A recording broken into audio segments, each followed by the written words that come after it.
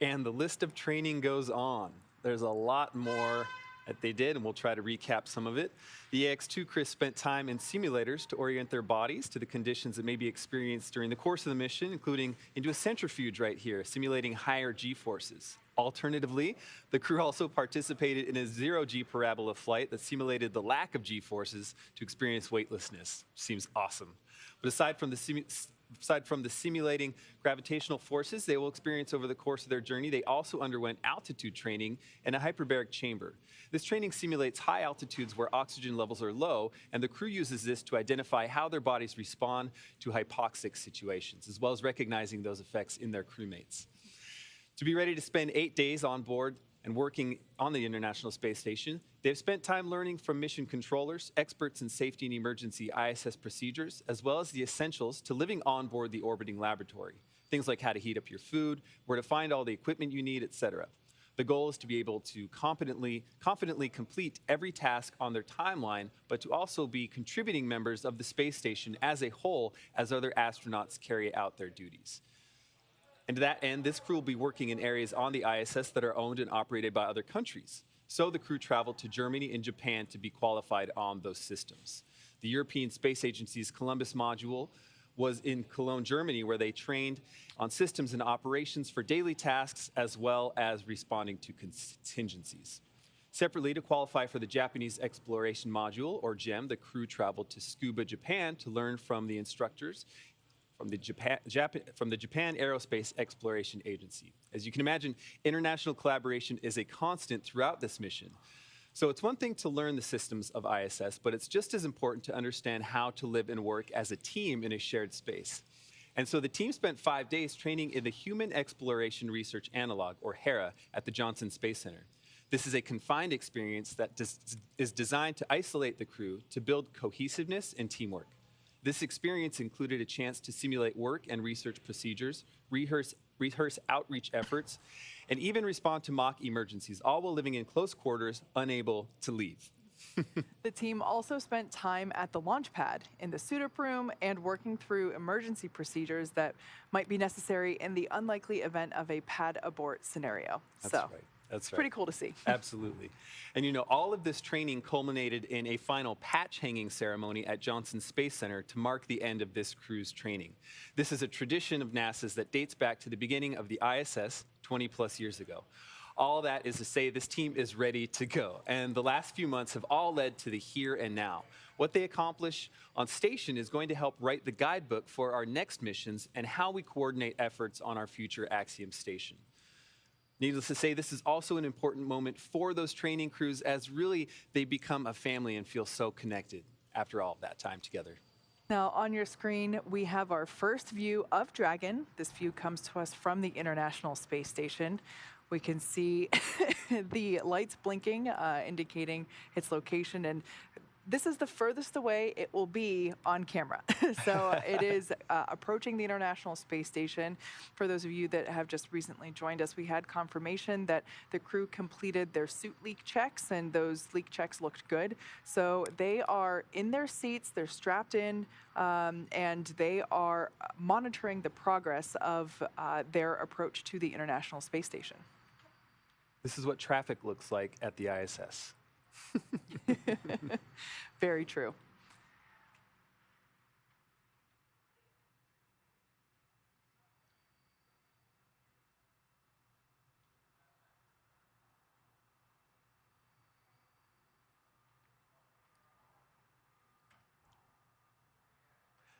There's no doubt that the incredible efforts of thousands of folks across NASA over the last 2 decades have set the stage for what is possible in low Earth orbit. The Ax-2 mission is a critical step toward opening those possibilities to a host of new participants, governments, diverse researchers, manufacturers, and more. Here on Earth, we're already seeing benefits from research currently conducted on the ISS, from water and air purification systems to testing medical devices and therapeutics. Pretty amazing stuff. In addition to tech demos and medical research, access to low Earth orbit allows for a connection to the arts and other outreach opportunities.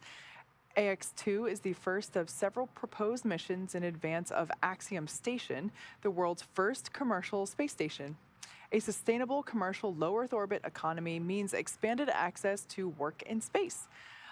It also frees up NASA and its partners to put their budget towards other exploration programs while granting space agencies around the world more opportunities through commercial efforts. And over its lifetime, the ISS has accomplished an unprecedented feat, continuously sustained operations on and off the Earth for more than 22 years. This is not only a true testament to the technology required to physically achieve that, but also to the collaborative and cooperative efforts of thousands of people across the world to ensure that multiple nations, agencies, and entities, both public and private, work together to push humanity forward. And as we move forward, private industries need time to learn how to establish and maintain these relationships effectively. So, by flying private astronaut missions like Ax-2 to the ISS, Axiom is taking essential steps to get that on-the-job training as we work towards building the world's first commercial space station. Axiom Station is an opportunity to continue the story of the ISS, science, and research through cooperation and collaboration for the benefit of all. Ax-2 is this next chapter. So once again, we are observing Dragon Freedom as it approaches the International Space Station. The crew has their suits on, they're in their seats, and they are inside those blinking lights. That's so amazing to think about. Now we will see those blinking lights get closer and closer over the next couple of hours. Everything when you are approaching or departing the International Space Station is highly choreographed, and it's really slow, and that's for safety purposes. It's the safer way and the best way to do it. So we will see Dragon get closer and closer. Even those two lights that we see, the red one and the green one, they represent the port and starboard side, and I never remember what color goes to what, but I can tell you that we will start to see those get closer as we have been, even over the last few minutes. You might be seeing some stars on your screen, but most of those dots are dead pixels in that camera sensor, and that happens because of that high radiation in space. Now, Dragon is capable of carrying up to 7 passengers to and from Earth orbit and beyond. It is the only spacecraft currently flying that is capable of returning significant amounts of cargo to Earth, and is the first private spacecraft to take humans to the space station. Dragon is fully autonomous, which means that it flies itself, but it also features full manual override capabilities in case of emergency. Standing at almost 27 feet tall from bottom of the trunk to the top of the nose cone, Crew Dragon is composed of 2 main elements: the capsule, which is designed to hold crew and pressurized cargo, as well as an unpressurized section, which is known as the trunk. The nose cone at the top of the capsule protects the docking system and also the guidance navigation control system, which is the system that's being primarily utilized right now as Dragon is approaching the International Space Station. That nose cone opens for docking and remains attached to the space station, attached to the Crew Dragon spacecraft, unlike previous versions of Dragon, and that helps toward our efforts toward reusability. Now, opposite of the nose cone is the trunk. It provides attachment points for Falcon 9, the Dragon capsule, and cargo. One half of the trunk is covered in solar panels. That's the black side of the trunk on the exterior. And those provide power to Dragon during flight and while on station. The other half contains a radiator, and it rejects heat from the active thermal control system to space using SpaceX's new Pika tiling technology. The trunk also now has new aerodynamic fins, which provide stability in the event of an emergency abort. Now, in the event of an emergency abort, Crew Dragon is outfitted with 8 Super Draco thrusters, as opposed to just the regular Draco thrusters, and those power the astronauts to safety. Dragon's Super Draco launch escape system is a key safety feature of Crew Dragon, and it gives the crew the ability to quickly separate from Falcon 9 and safely escape from the time of launch all the way to orbit. It's a feature that no other spacecraft in history has possessed, so it's pretty awesome. and it's a great safety feature. Absolutely. Thank you, Kate. We are actually going to toss back now to Leah at Mission Control at Johnson Space Center. Leah? Thank you both very much. And yes, tally ho, we have sights set on Dragon. Now, as you can see, it is pretty dark outside. That's because the International Space Station is in an orbital nighttime. It's currently flying over the South Pacific Ocean, about 261 miles above Earth. And of course, Dragon is now just slightly below it. Waypoint 0 brought Dragon the approach initiation burn brought Dragon to waypoint 0 at 400 meters below the International Space Station. The systems have checked out and it's now moving up toward waypoint 1.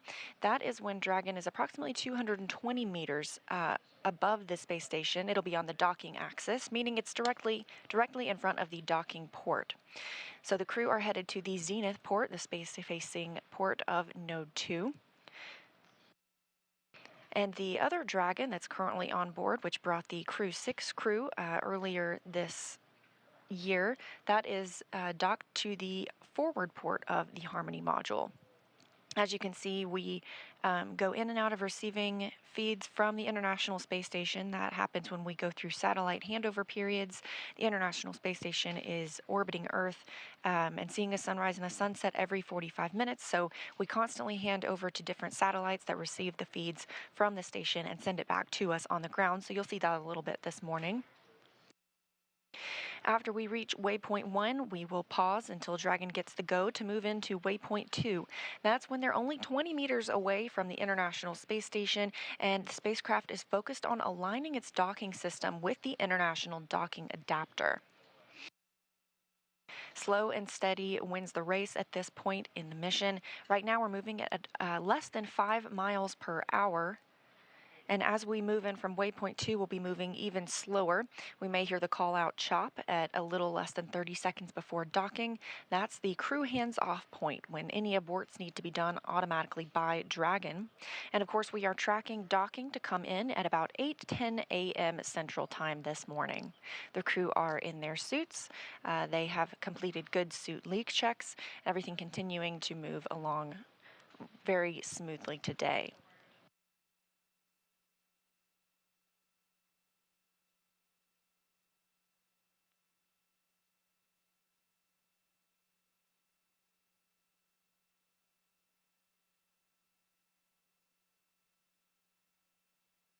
A look back at some of what was completed last night. Shortly after launch, less than an hour after liftoff, at about 5:23 p.m. Central Time, Dragon executed the phase burn. That was the first of the 5 major burns required to raise Dragon's orbit and position it for approach to the space station. About 7 hours later, we had the boost burn. That puts the crew in an orbit where Dragon's apogee, or the highest point, is about 10 kilometers lower than the station. After that, we executed the close co-elliptic burn at 12:51 a.m. Central Time.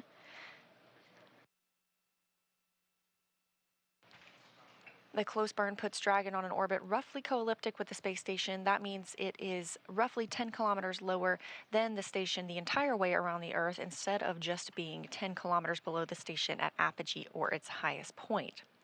We also saw the transfer burn at about 2:47 a.m. Central Time this morning. That's the 4th major maneuver where we raised Dragon's apogee again, or the highest point of its orbit, to just 2.5 kilometers lower than the space station. Dragon, we rounded everything SpaceX out on with the big loop. Mid-course burn complete and nominal. Trajectory has converged on waypoint 0. Dragon copies.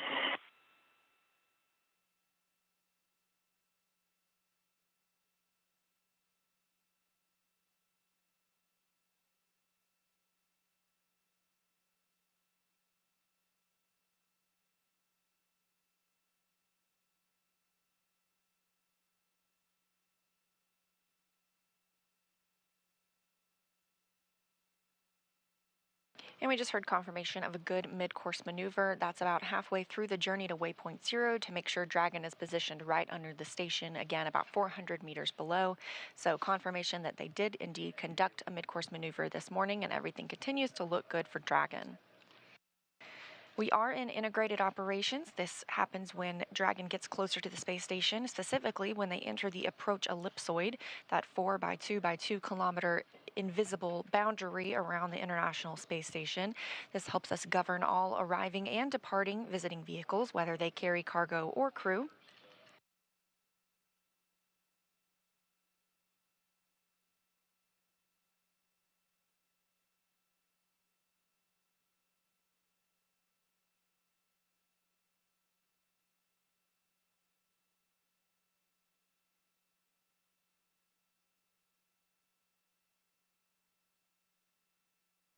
We're also hearing good words about teams being go to move inside the keep out sphere. That's another checkpoint that consists of an imaginary sphere around the station with a radius of 200 meters.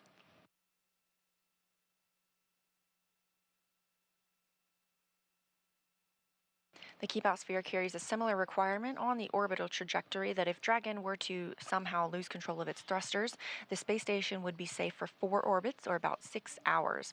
However, everything looking good on Dragon this morning. Again, we're in an orbital nighttime. This view coming from the International Space Station as we are tracking Dragon and its approach to the orbiting laboratory.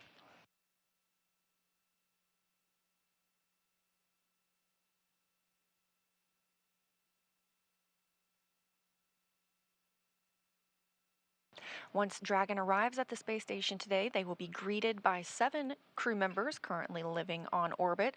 That includes NASA's Frank Rubio, Steve Bowen, and Woody Hoberg, Sultan Al Nayati of the United Arab Emirates, and Roscosmos cosmonauts Sergei Prokopyev, Dmitry Petelin, and Andrei Fedyaev.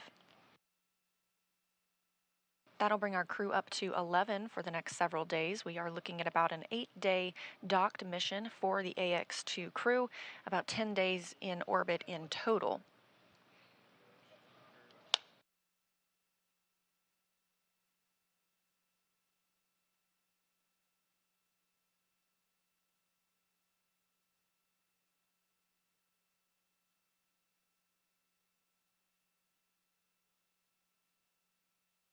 The crew on the International Space Station will be monitoring arrival this morning, specifically Woody Hoberg of NASA and Sultan Al Nayati of the United Arab Emirates will be in the station's cupola using special software to track Dragon's approach and make sure it stays in the expected zones.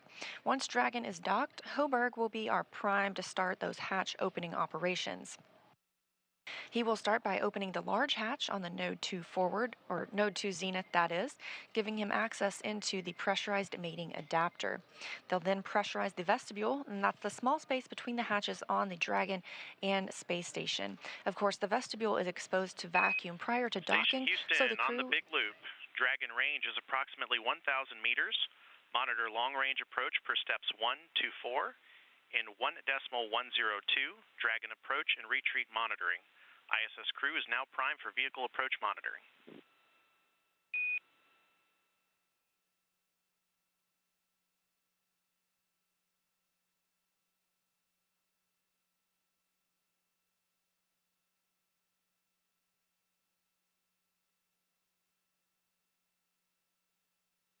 That call up to the International Space Station, just as we were explaining. They are primed to monitor the arrival of the Ax-2 crew today.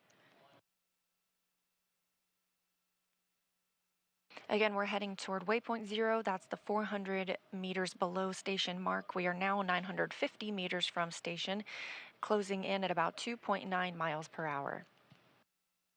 Hello, Space Station copies.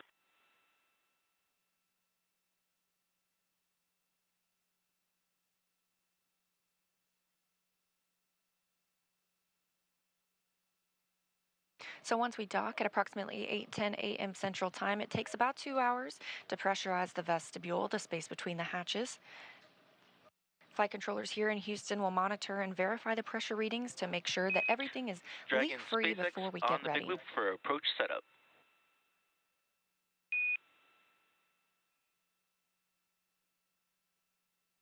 Go ahead on the big loop for approach setup.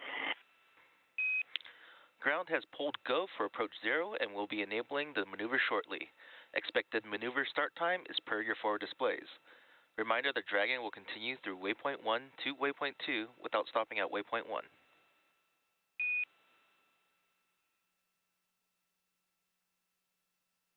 We copy. Go expected shortly, passing through 0 to 1. Good to be back.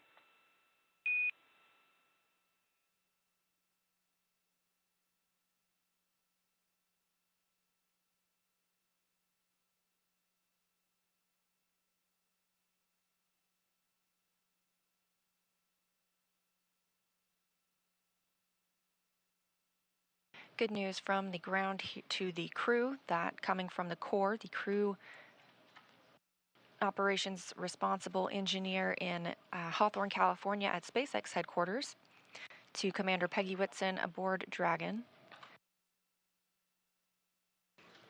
The team will not have to pause at waypoint 1. Sometimes there's a pause associated there so they can check out all systems, but things are looking good this morning to continue through. Dragon now 800 meters away from the space station. The International Space Station crew members have been preparing for arrival of Dragon by moving and setting up some laptops as well as crew alternate sleep accommodations. Again, we will have 11 crew members. Feels like a full house aboard the station once the Ax-2 crew arrives today. Teams also will do things like feather the solar arrays or maneuver them so that they avoid any plumes from Dragon once it gets closer to the station. It's also been a busy time on the space station with another variety of activities, including a port relocation. Just a couple of weeks ago, the Crew 6 crew boarded their Dragon spacecraft and moved it from Zenith, the space-facing port on Node 2, to the forward-facing port. So that is where the Ax-2 crew will dock today, to that Zenith port. However, the maneuver was to prepare for the arrival of CRS-28, the 28th commercial resupply mission from SpaceX to the International Space Station. That will bring with it some new solar arrays. Those are called International Space Station rollout solar arrays, and those are stored in the trunk of Dragon. That Zenith port, it makes it much easier for the Canadarm2 to help retrieve those IROSAs for eventual installation on some spacewalks later this year. We've had a handful of spacewalks happen over just the last few weeks at the space station, including 3 Roscosmos spacewalks to move and connect and deploy a radiator, as well as 1 NASA spacewalk to... Just reporting per block 1, vehicle inside. Houston copies.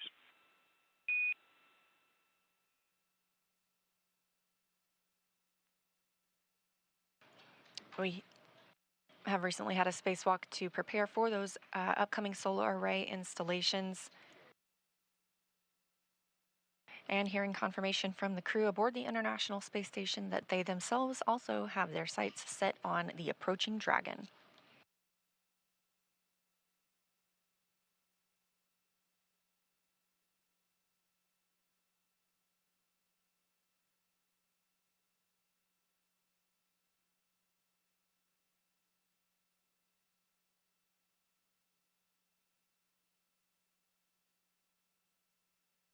Ahead of arrival of the crew today, the space station crew are moving through their morning, including preparing the Node 2 area for docking and hatch opening, as well as getting the required exercise for the day. And here we have a new view of Dragon approaching the space station from the International Space Station itself. Again, we are looking at docking exactly an hour from now at 8:10 a.m. Central Time. This view from the International Space Station while Dragon is still 630 meters away.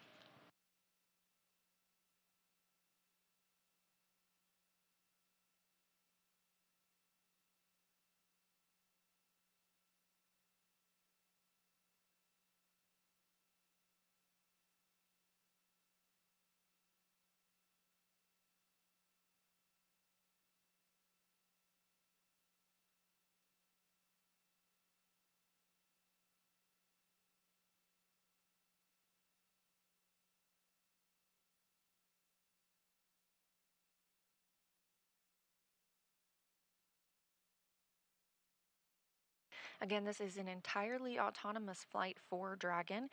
The crew aboard has been trained that they can take over if needed. However, things continue to move smoothly this morning. The crew off-duty time ended at 5:30 a.m. Central Time. The crew got suited up shortly after, and the big loop was configured, meaning that team members here in Houston can speak with teams in Hawthorne as well as on the space station and on Dragon on one big communication loop rather than on various different loops.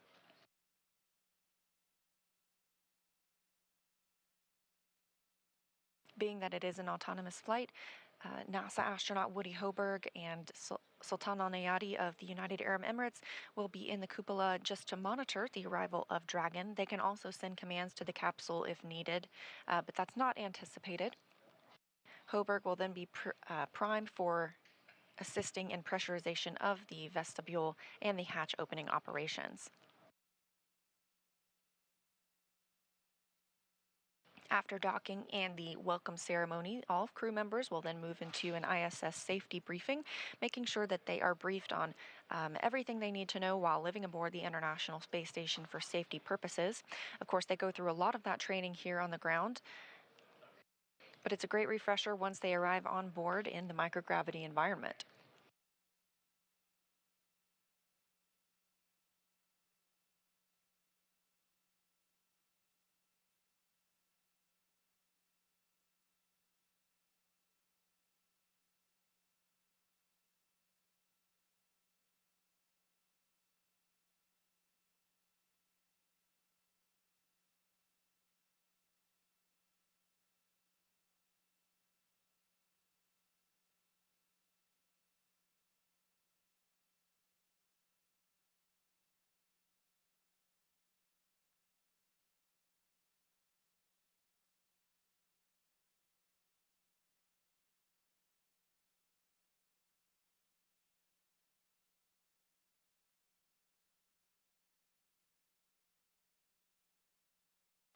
You might have seen a little bit of lighting change.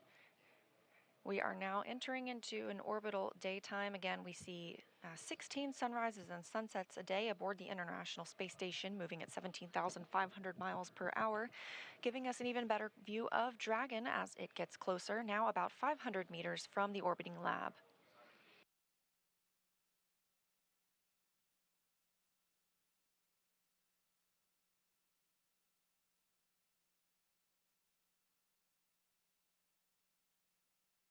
The space station and Dragon are now flying about 270 statute miles just west of Chile.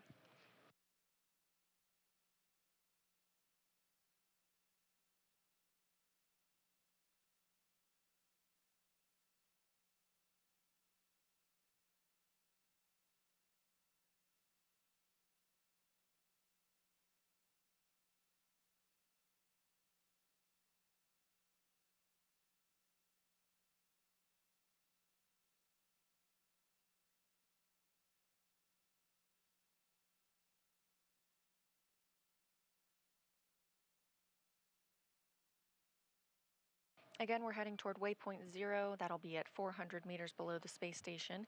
We are now at 480 meters below the space station. The crew will not stop at waypoint 0. They will continue to move through.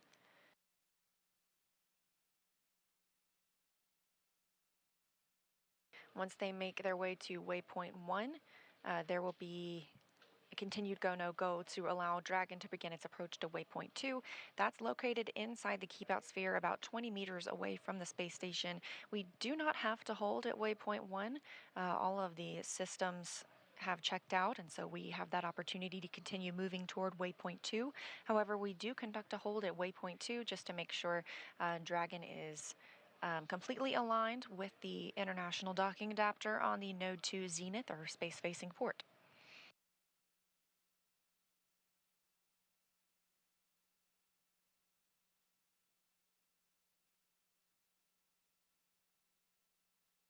So at that 20-meter distance, Dragon will slow itself down even further, bringing its approach in and eventually make initial soft contact with the adapter soft capture ring. That'll retract and bring Dragon in for the hard capture sequence.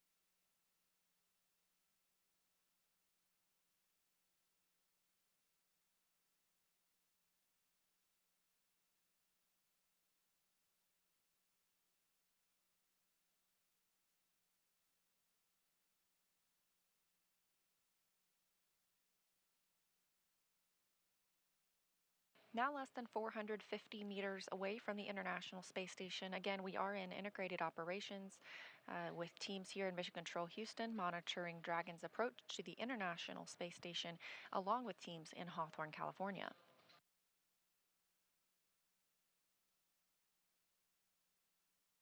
The crew are in their suits. They had good suit leak checks earlier today. They also are seated. We have them get in their suits and their seats during dynamic phases of flight. Even though it looks like Crew Dragon is moving slowly, we want to make sure that they are in their suits as a precautionary measure during the docking process. They had an opportunity to get out of those suits, have some free time. As Kate and Duke mentioned earlier, they were able to call down to the ground last night and discuss what it was like to be in microgravity. They also had a chance to get some rest, maybe eat some meals, and then eventually their crew rest time ended at 5:30 a.m. Central this morning.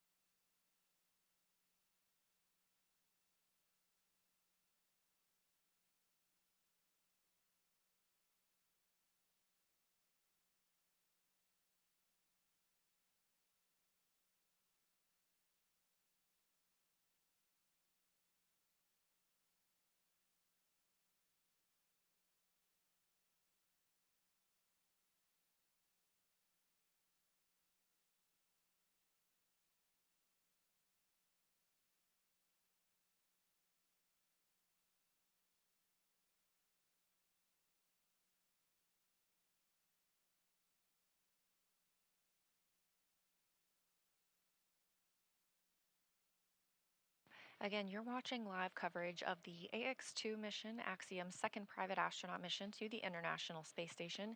These are not NASA astronauts arriving aboard Dragon today. One of them, however, is a former NASA astronaut, Peggy Whitson. This is her third spacecraft to fly on. She joins a small elite group of astronauts who have flown on 3 separate spacecraft. She has flown on the space shuttle, on the Roscosmos Soyuz, and now on Dragon.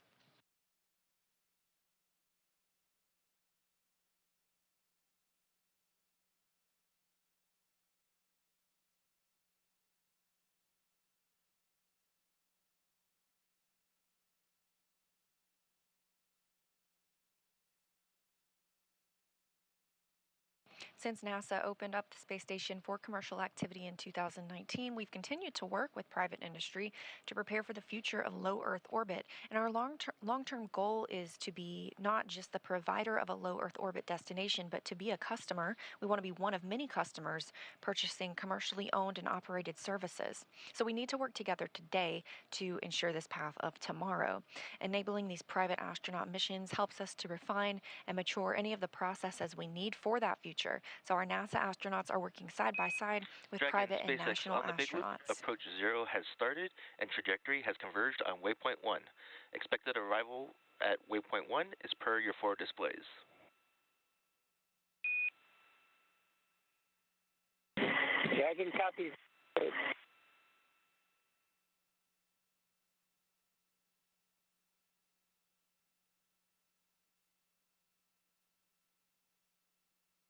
Again, we have reached waypoint 0, that 400 meters directly below the International Space Station.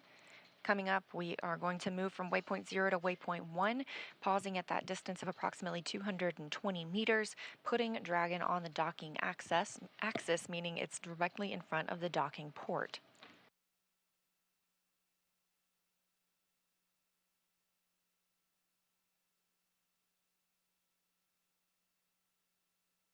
As mentioned previously, all of the visiting spacecraft take the phased approach to the International Space Station. They stop at predetermined gates for the teams to run quick checks on the vehicle performance before approaching the orbiting lab. When it comes to bringing two spacecraft together, slow and steady wins the race, as docking operations require a great deal of precision to make sure we're keeping the spacecraft and the crew safe. So when we say slow and steady wins the race, we're now traveling at less than half a mile per hour. Again, we are in integrated operations during this time, meaning teams from both Hawthorne on the left of your screen and Mission Control Houston on the right are monitoring Dragon and the International Space Station. Additionally, the Axiom Mission Control here in Houston, Texas as well is continuing to monitor the flight. They'll remain on console this week. With you on the big loop. Prior range is 400 and stable attitude as expected. Houston copies.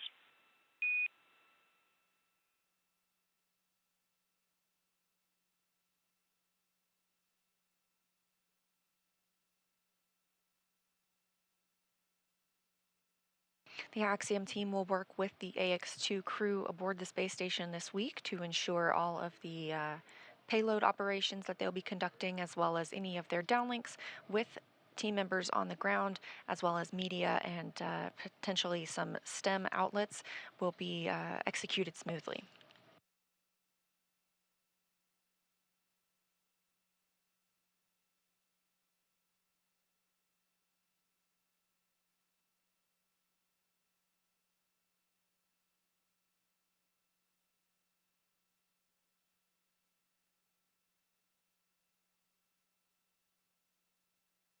Again, we are in a satellite handover of the tracking data and relay satellite system. These are tracked throughout the flight. We see this with the International Space Station as well as on Dragon. Multiple different customers around the world use these satellite systems.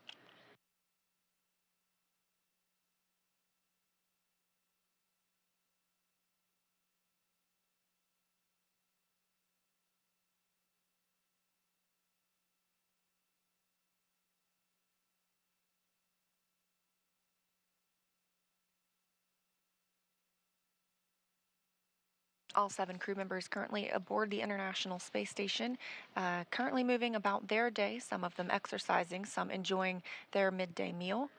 Others are working on various payloads and scientific research aboard the International Space Station.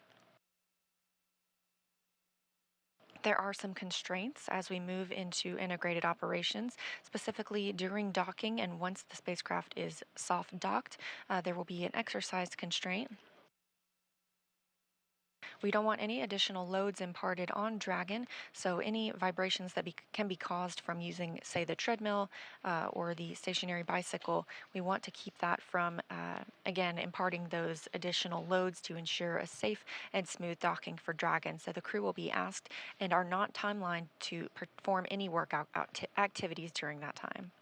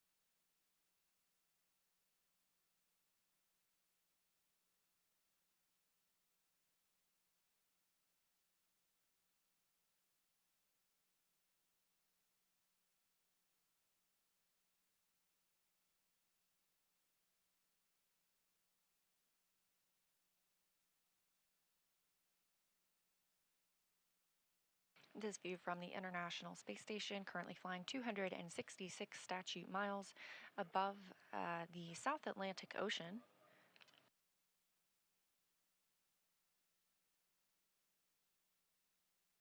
Dragon is about 400 meters away from the space station. Again, we reached waypoint 0 and have the go to move to waypoint 1, which will put us 220 meters from the space station above the docking on the docking axis above the Node 2 zenith port. After we reach waypoint 1, we'll move into the keep out sphere. That's the 200-meter sphere with a radius of 200 meters around the International Space Station. Again, this is an invisible boundary, but helps us monitor all vehicles that arrive and depart the orbiting laboratory.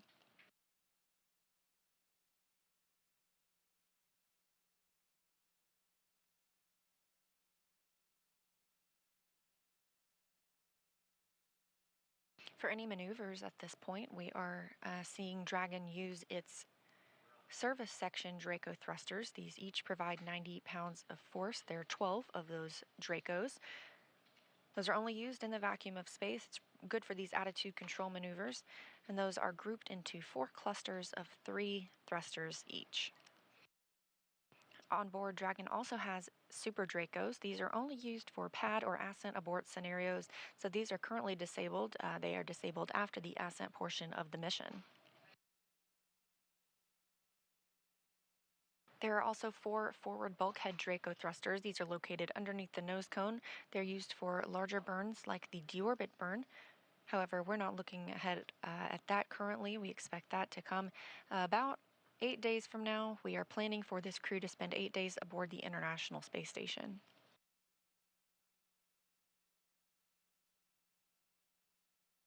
Also located underneath the nose cone is the docking hatch. This is the portion that will dock to the International Space Station and the hatch that crew members will use to float in and out of Dragon. This is in contrast to the side hatch that the crew used to board the spacecraft yesterday, that they will also use to depart the spacecraft after splashdown and being pulled aboard the SpaceX recovery ship.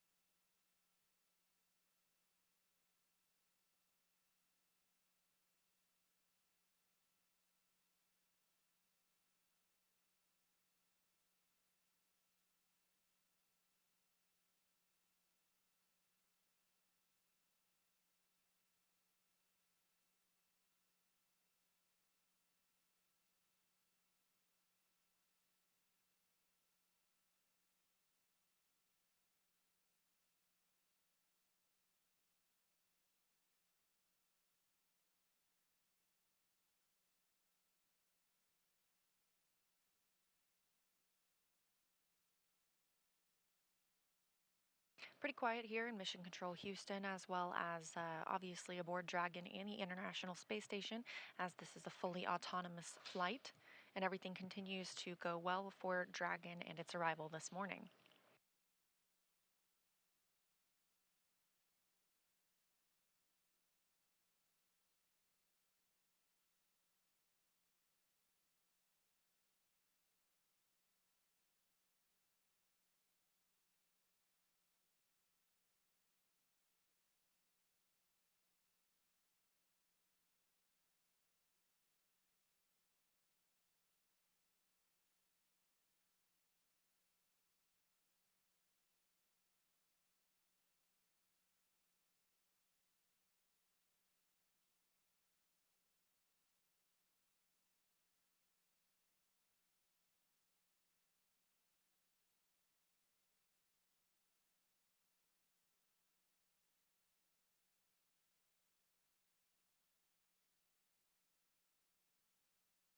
Again, Dragon has reached waypoint 0 and is making its way to waypoint 1, 220 meters above the International Space Station and its intended destination this morning, which is the space-facing hatch on Node 2. So with that, I'm going to send it back over to Hawthorne for a status update. Kate and Duke? Thanks, Leah. Continuing to follow Dragon's progress as it gets closer and closer to the International Space Station. We're now just 0.45 kilometers away from the ISS. And as Leah mentioned, from multiple locations, this is Johnson Space Center located in Houston, Texas. This mission control room is staffed 24 hours a day, 7 days a week, 365 days a year. Team members are trained in a variety of disciplines and monitor all station systems. In addition to this control room, we have the mission control room here at SpaceX headquarters in Hawthorne, California. That's the view there on the left-hand side of your screen. That is where our teams are monitoring Dragon and checking in on all of its systems. And then, of course, the Axiom control room on the right-hand side. Yeah, right there for Axiom Space. Our team is there at Mission Control in Houston as well. It's pretty fantastic. From this secure facility, we have live access to all the voice, video, and data from the ISS and can work alongside their NASA counterparts to run on-orbit operations and monitor every aspect of the mission in real time. It's led by what we call our Axel, or our Axiom Operations Lead. And there are various positions around the room for research, communications, medical, integration, stowage, timeline operations, etc. It's a pretty significant step in our journey as a company to expand access to low Earth orbit, as it's only the 12th ground segment partner for the ISS program. So through this facility, we are enabling our customers in the global community a front row seat to the work being done on station. So as you can see, lots of people supporting this mission from all different locations. It really is a team effort to execute these integrated operations successfully. And part of the reason is, as you can see, it's not just the 4 crew members that are inside Dragon Freedom right now approaching the space station. It's the whole integrated International Space Station team as a whole. Once the Ax-2 crew arrives on station, there will actually be 11 crew members total, and it's going to be pretty exciting. Like Leah said, a full house, but the Ax-2 crew is going to be super busy. They have a lot of science and research planned, and they will also be contributing to the station as well as the other crewmates that are up there with them. Absolutely. This crew has a very full schedule while on station, and actually a lot of that time will be focused on some pretty fascinating efforts. For the sake of this conversation that we'll have right now, the science that they're doing is organized into a few categories like life sciences, physical sciences, tech demonstrations, etc. So with physical science, this includes some radiation protection research as well as some storm-related research, helping to create rain, cloud seeding, really fascinating stuff like that, and as well as enhance our understanding of dangerous thunderstorms. There's actually a phenomenon called transient luminous effects, which are upper atmospheric lightning or ionospheric lightning. And it's awesome that research could potentially help operations at Kennedy Space Center. As we saw yesterday, there was an anvil cloud rolling in, and it's really interesting how this research that the Ax-2 crew will do could potentially feed back into space operations on the ground. Absolutely. A very full circle moment right there. So by the time we're launching Ax-3, we will have those data back and we'll be ahead of the game. So on the tech side of research being conducted, this crew will also demonstrate ways to automate some of the tasks that take up precious crew time, things like transferring data or tracking where supplies and materials are on board the space station. There's also an effort to make communicating with Earth easier. So at the heart of Axiom Space is the mantra to build history, to expand access to low Earth orbit for all. And so we're dedicated to creating partnerships with companies that you wouldn't typically expect to hear about going to space, to grow the volume of those who can conduct meaningful research and research on board and outreach as well about science and everything else included in that. So a lot going on up there, and they're certainly going to have their hands full once they dock, which we should be seeing shortly here. Yeah, we're very much looking forward to it. Look at this. This is our first view inside the Dragon capsule. I love this view. So on the left-hand side would be our Commander Peggy Whitson, and on the right-hand side of that view was pilot John Shoffner. Now this view is also very cool because this is looking at the International Space Station from the Dragon. What a great shot. Yeah, it's just incredible that we can get these live views and see what Dragon is seeing as it is approaching the ISS. I love living in the future. Like we've mentioned before, we are heading to the Node 2 Zenith port this morning.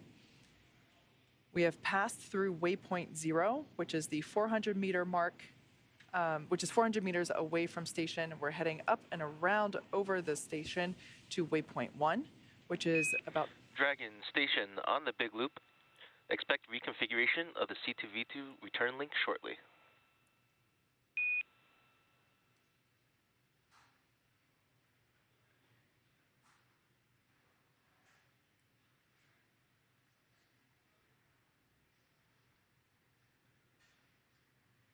Dragon copies.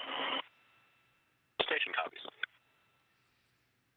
So that was SpaceX core David Huang just letting the crew know of this upcoming event, referring to C2V2, which is the common communication for visiting vehicle. And that's basically just the link for the visiting vehicle, in this case, Dragon Freedom. But yeah, this view is over the shoulders of our commander and pilot. And I love that you can see what they're seeing. In the center, we can see that they are following along with the upcoming events. The views on the far left and far right panel will illustrate which thrusters are firing when. So I don't really see any, we can see a little bit of light flashing. So if you look at the far left panel and the upper right-hand corner, we saw some illumination there indicating that the Draco thrusters were firing. And one thing that I love about our views as we get closer to the International Space Station, the views that we will get from the ISS looking at Dragon, we should actually be able to see those Draco thrusters firing as Dragon is autonomously steering itself toward that zenith port.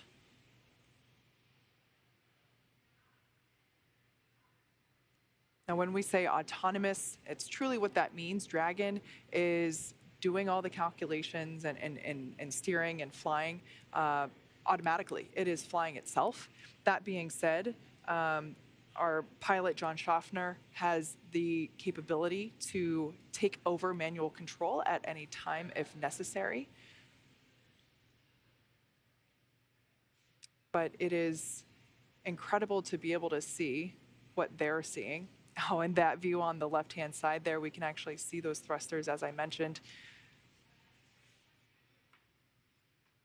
It almost looks as if Dragon is like spitting out a little bit, and it's just really cool to be able to see that propulsion system in action as Dragon is flying itself to that zenith port. And I love it with those two views that we just had because it's Dragon looking at Station as well as Station looking at Dragon, which always kind of reminds me of the Spider-Man meme of them pointing at each other. It's a very meta moment. Mm-hmm. In that image on the right, you see our Commander Peggy Whitson on the left, pilot John Shoffner on the right, and out of frame our mission specialists Rayyanah Barnawi and Ali Alqarni. Likely also monitoring all these events. Everyone on board this Dragon is probably very, very anxiously awaiting this moment of docking.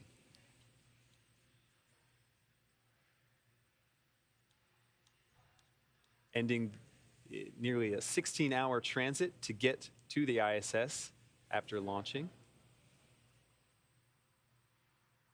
Now we are roughly 20 minutes away from hitting that approach 1, or excuse me, that waypoint 1, which, like I mentioned before, is 220 meters away from the International Space Station. And we can see that the crew has their visors up. We don't require them to put their visors down until they're closer to the space station for that docking procedure. So they're still hanging out, continuing to monitor Dragon's progress.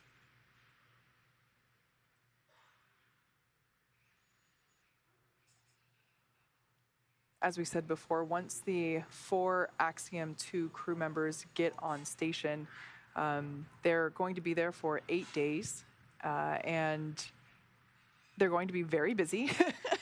When you're on station, your schedule is packed with science and research, sleeping. Your sleep periods are scheduled to ensure that everybody's getting appropriate rest, your meal times, and then, of course, you have to build in some exercise time as well.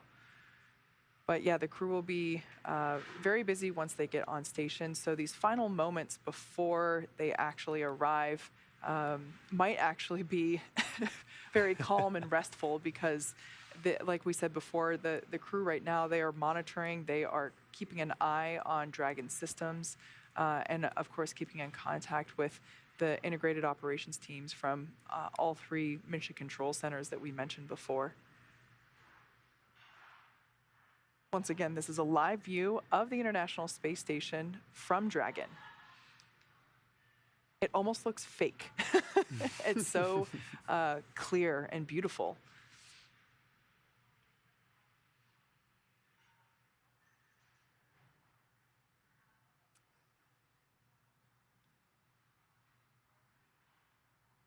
As we get closer, you should be able to make out more clearly the various vehicles that are docked with the International Space Station.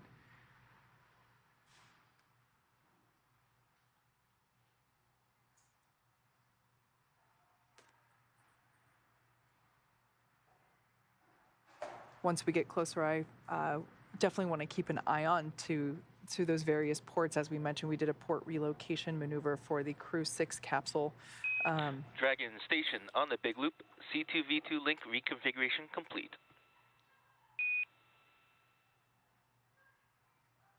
Dragon copy. C2V2 config complete.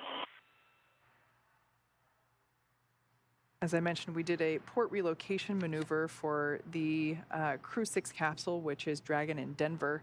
It was relocated to the Node 2 forward port, and we should be able to see that as we get closer. And I just love it when there is a Dragon capsule getting a view of another Dragon capsule that is on station. We had that view during the Crew 6 docking, if I remember correctly. So this is a live view coming to us from the International Space Station of Dragon Freedom as it approaches.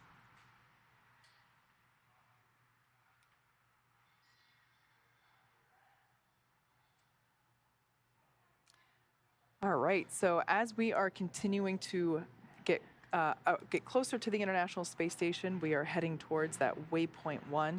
Let's check back in with Leah over at Johnson Space Center to hear how things are continuing to progress with the International Space Station's preparation for Dragon Freedom.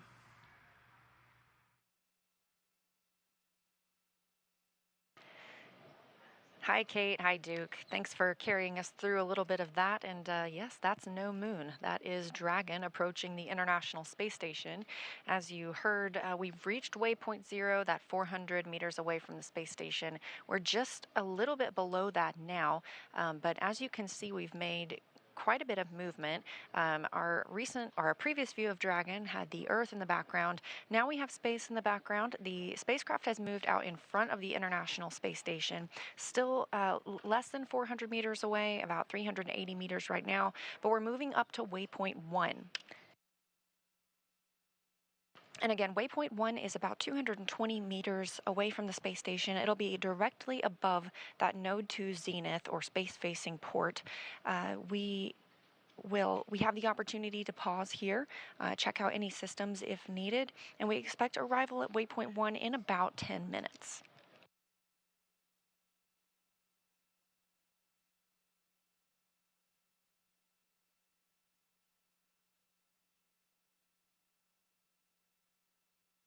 Once Dragon reaches waypoint 1, the next stop is waypoint 2. That is only 20 meters away from the International Space Station, so that's when we hope to get that crystal clear view of Dragon Freedom and its 4 crew members inside. We do conduct a hold at waypoint 2. This is to make sure that we are properly aligned with the docking target on Node 2, also known as Harmony. After reaching waypoint 2, Dragon will slowly but surely move in and dock with that port, conducting a soft capture first before the hooks begin to drive and complete a hard capture. Then it takes about 2 hours until Dragon hatches are ready to be opened and the 4 new crew members make their way aboard the space station.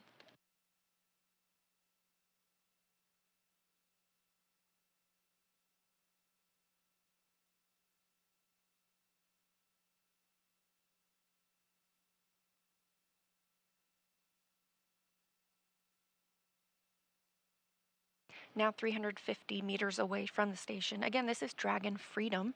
It was named that by the Crew 4 crew that visited the International Space Station. Spacecraft keep their names after being named by the crew, so this one will always carry the name Freedom regardless of who's flying on board.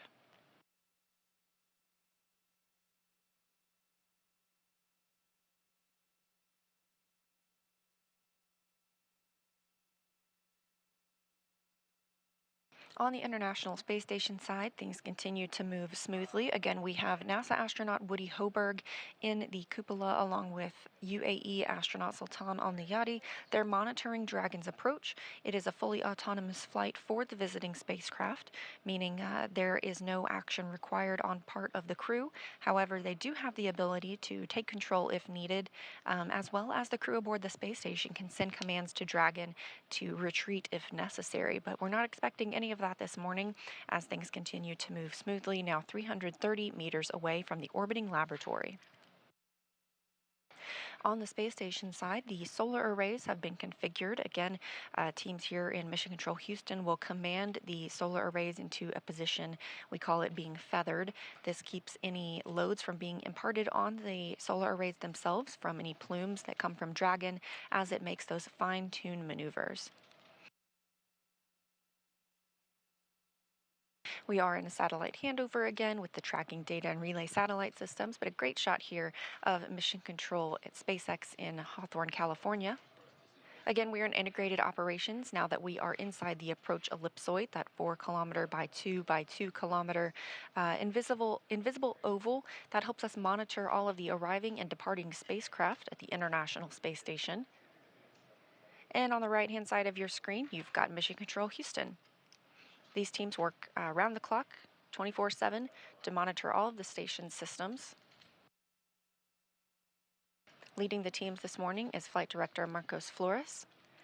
And communicating with the astronauts aboard the International Space Station is Capcom, or Capsule Communicator, Justin Cartledge. On the left now, you can see the Axiom Space Flight Control Room. They are monitoring the flight as well. They'll remain on console this week to help the crew members execute all of the research and the payload work that they have planned. Additionally, they'll be conducting several downlink events with various media and other STEM organizations here on Earth.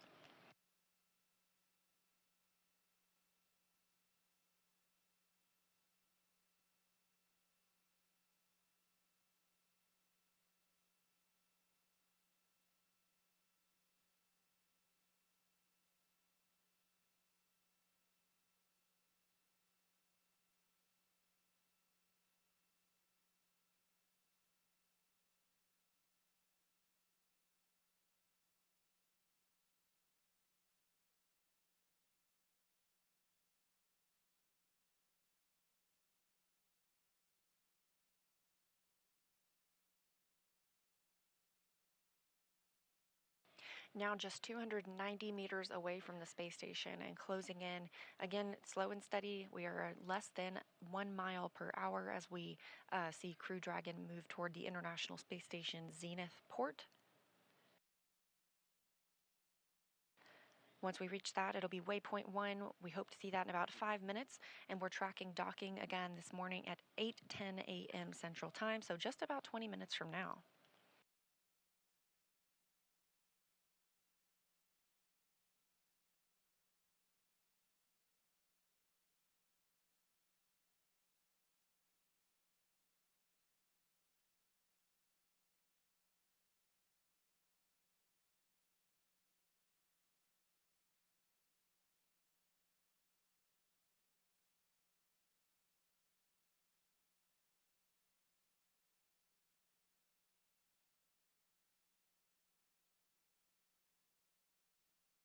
So look back at what has brought Dragon to this point. Less than an hour after liftoff last night at about 5:23 p.m. Central Time, Dragon executed the phase burn. This was the first of those 5 major burns. This raised Dragon's orbit using the Draco thrusters, and about 7 hours later we had the boost burn. This put our crew in an orbit where Dragon's apogee, or the highest point of its orbit around the Earth, is 10 kilometers lower than the space station.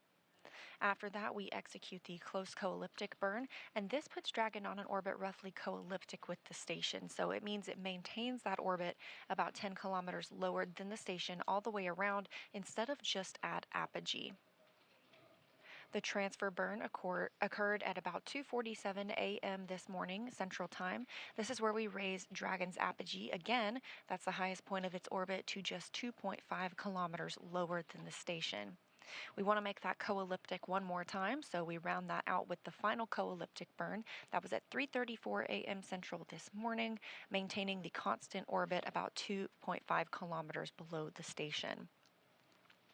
We also saw the approach initiation burn just at the start of today's broadcast. This really begins the final stages of Dragon's rendezvous with the station, and we started integrated operations between the Dragon control team in Hawthorne and the space station flight controllers here in Mission Control Houston. This approach initiation brought us up to waypoint 0. Waypoint 0 is 400 meters below the station. This is the first checkpoint during the approach. We have now entered the approach ellipsoid, that first boundary of monitoring the arrival and departure of visiting vehicles. Of course, we didn't even have to hold at that 400 meters. All of the systems checked out, and Dragon has continued its approach to waypoint 1. This happens when we are about 220 meters away from the space station. We're currently 240 meters away, so we're getting very close, and that 220 meters at waypoint 1 puts us on the docking axis, meaning it's directly above the docking port. So we're heading toward the zenith port of the International Space Station's Node 2 module, also known as Harmony. Currently docked to the forward port, we have Dragon Endeavour, which brought the Crew 6 crew. So once Dragon is only 20 meters away, on the Big Loop, approach 1 and soft capture ring extension will begin shortly. Dragon will continue approach to waypoint 2. Reminder that manual impulsive retreat recovery is not permitted.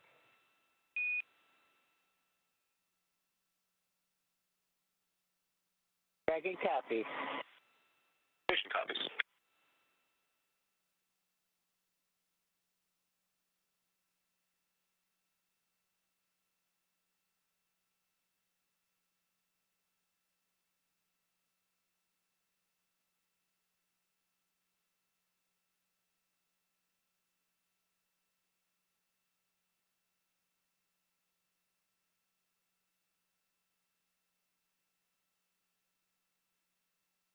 and confirmation that the spacecraft has arrived at waypoint 1.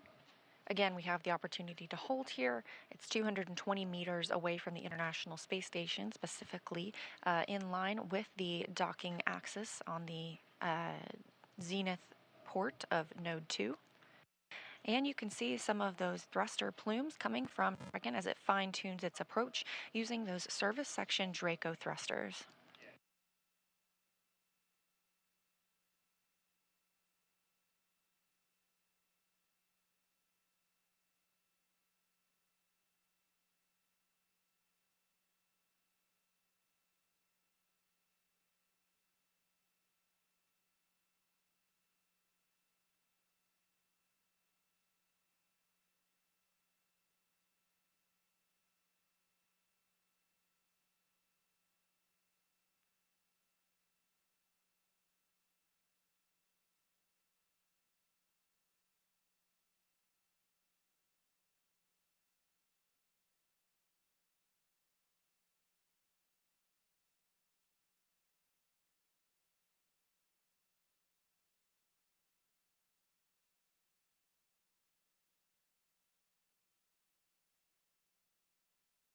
A great view of those thrusters firing on Dragon as we are at waypoint 1, 220 meters away from the International Space Station, specifically directly above the space station.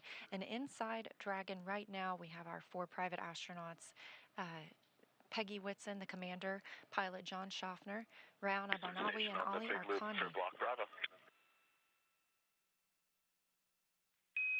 With you on the Big Loop.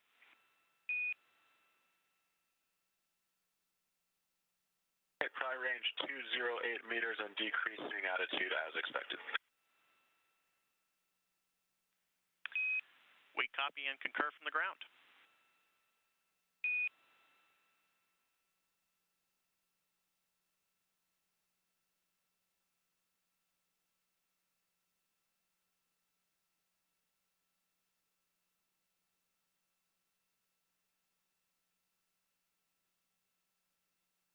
Beautiful view for a moment there.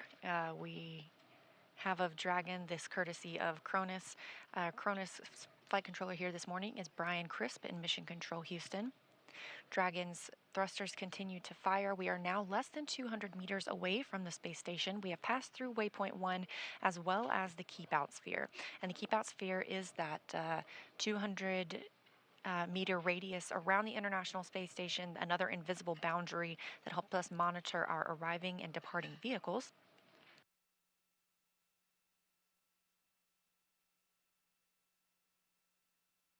The next pause for Dragon will be at waypoint 2. This is a hold point. That's 20 meters away from the International Space Station when we move in toward final docking.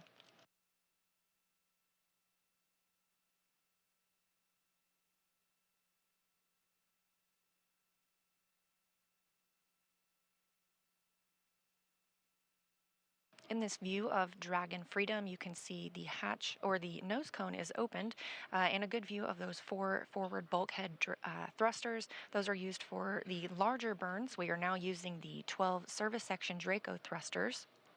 These are for more fine-tuned attitude maneuvers, especially as we get closer to the International Space Station. The nose cone protects those thrusters as well as the docking mechanisms aboard Dragon.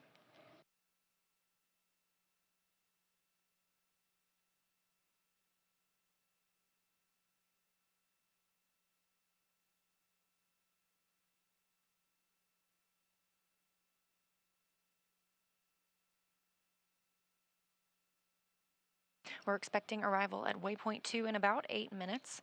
And again, looking for docking this morning at approximately 8:10 a.m. Central Time. Dragon Freedom is now 164 meters away from the International Space Station. So while we are moving less than 1 mile per hour, we are continuing to close in on the destination for the Ax-2 crew.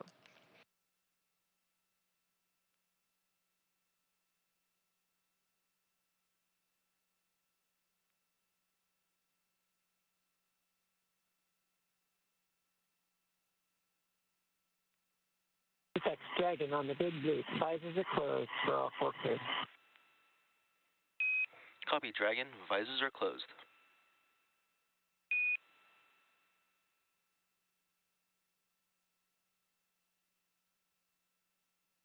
As we've mentioned earlier, the Ax-2 crew are in their suits and in their seats. We got that view over their shoulders this morning.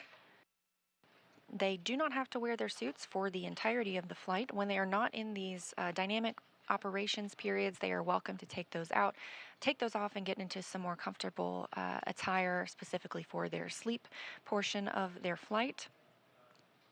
However, now they are in their suits. They've conducted suit leak checks through the umbilicals that connect to the spacecraft itself. These also provide communications and cooling for the astronauts.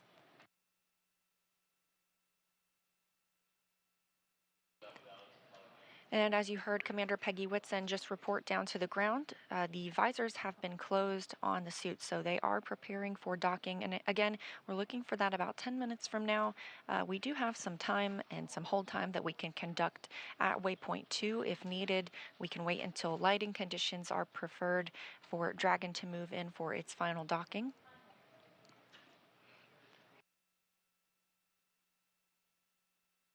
Once Dragon flies in and makes contact with the international docking adapter, we will have soft capture. This is when the soft capture ring retracts and sensors will indicate it's time for 12 hooks to drive in place. Once those hooks have fully driven, we'll have hard capture, and that firmly secures Dragon to its new home on the space station.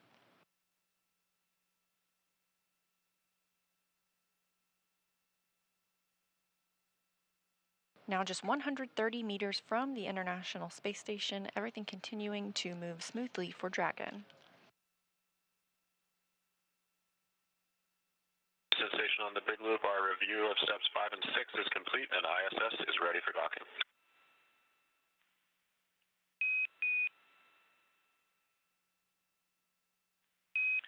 Houston copies.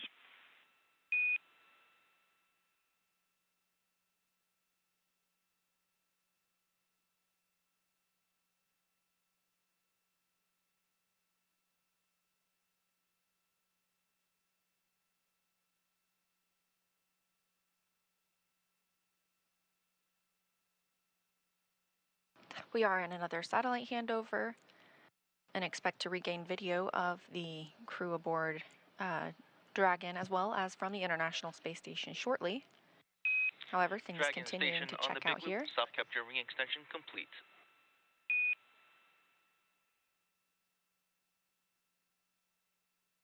Dragon copy. Station copies. Station Houston on the big loop. At waypoint 2, Dragon will briefly pause to align for docking, then automatically resume approach.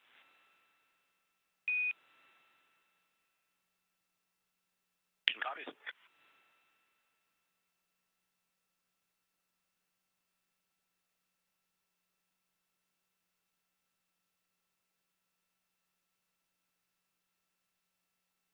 We are less than 100 meters from the International Space Station.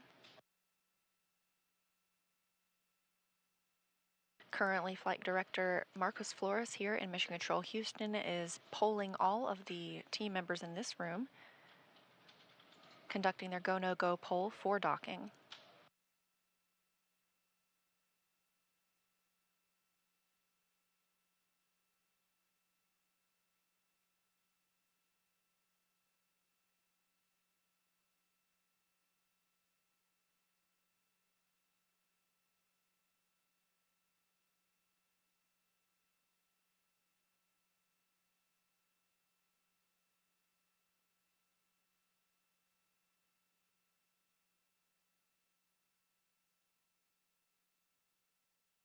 Just heard confirmation Dragon that station Mission Control on the big Houston is loop. go. Confirm crew readiness for final approach. Ground has pulled go for approach 2 and will be commanding approach allowed shortly. As a reminder that once Dragon is inside the crew hands-off point, retreat and breakout are not permitted. And the Dragon crew is ready to go for docking, and we copy on the crew hands-off point. Station crew copies, and we are ready for final approach.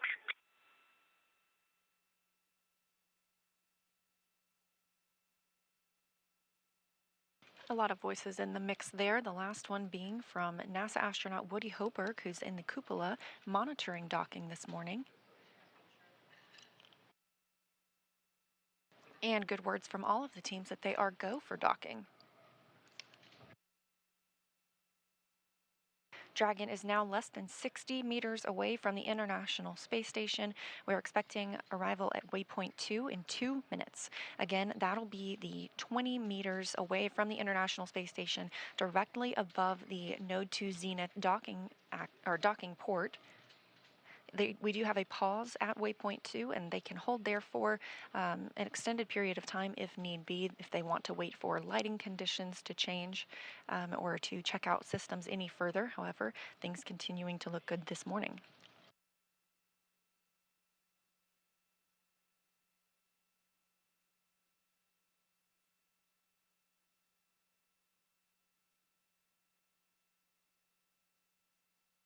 Currently, the International Space Station and Dragon are flying 262 statute miles over Russia in an orbital nighttime.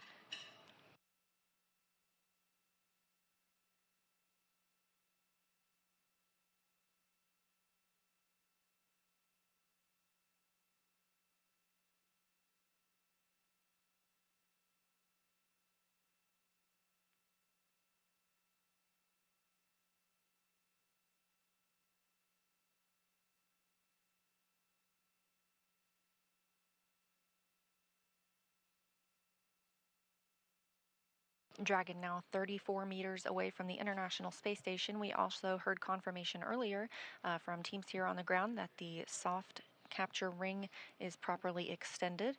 This will be the first step in the docking process.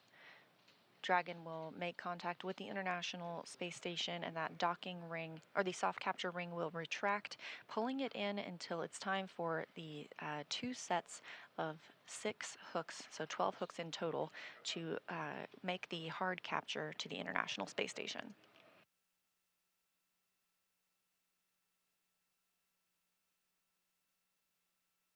Standing by for arrival at waypoint 2.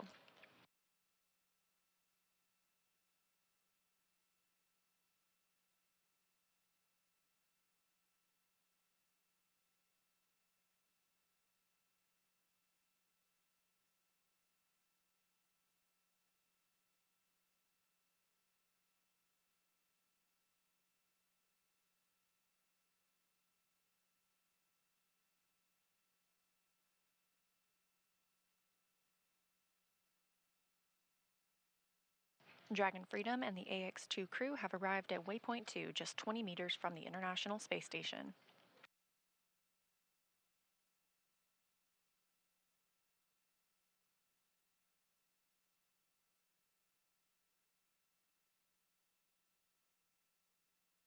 Teams here are all on the ground are all go for docking, as well as aboard the International Space Station and Dragon itself.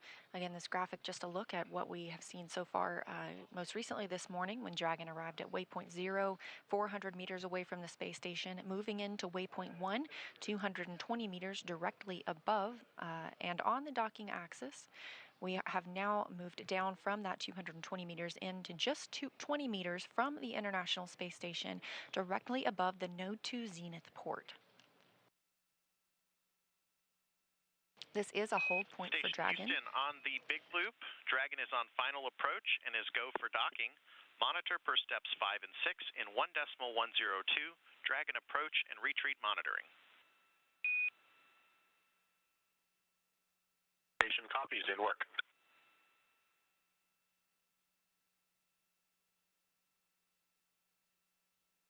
Again, we do not have video feed from the International Space Station or Dragon at this time, but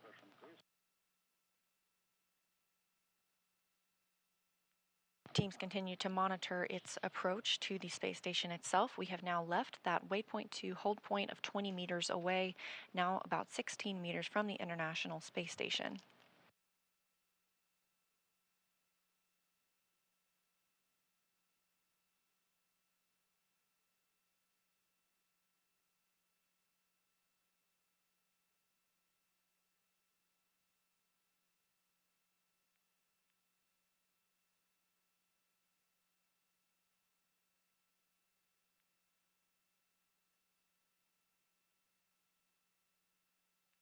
Dragon Freedom and the Ax-2 crew now moving at 0.2 miles per hour.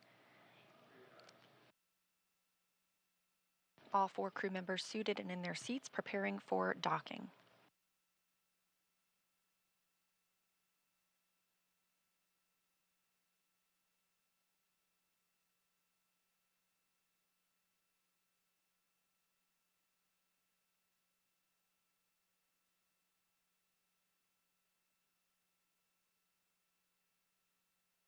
Meters. Copy, 10 meters.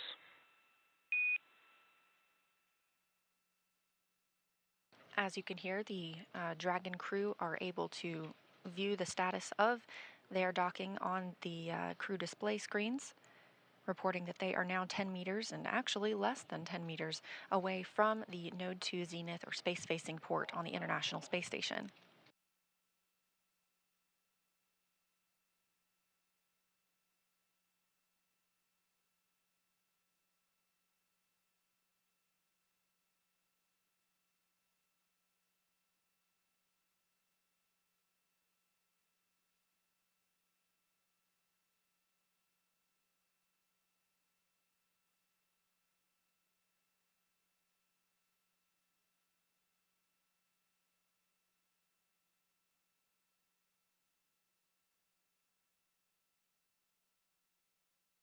Meters.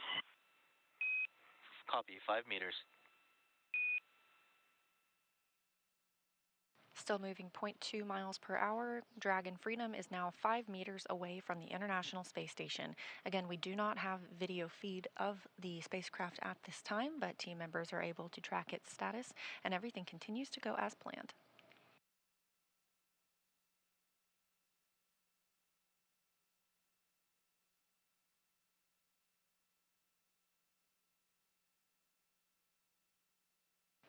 The crew is now 3 meters from the space station.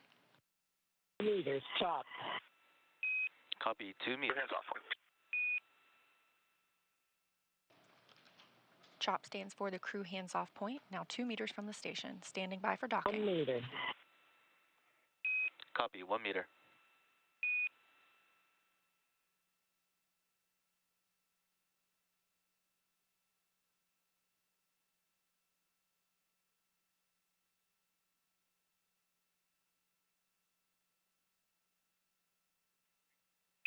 Soft capture confirmed.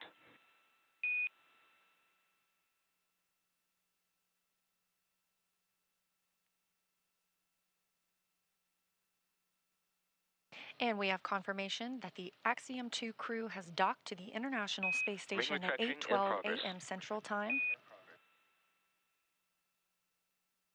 That self-capture ring now beginning to retract and pull Dragon in toward the International Space Station. Docking coming as the space station itself was flying 262 statute miles northeast of Japan. And correction on last, we're still waiting on attenuation.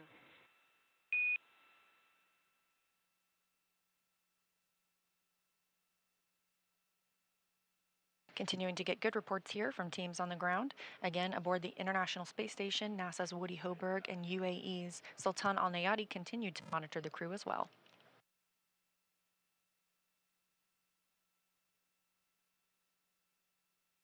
After soft capture is complete, those 12 hooks will begin to drive and pull Dragon firmly securing it to the Node 2 Zenith port.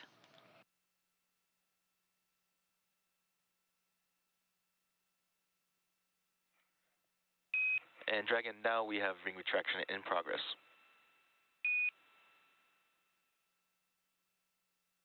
Dragon copy.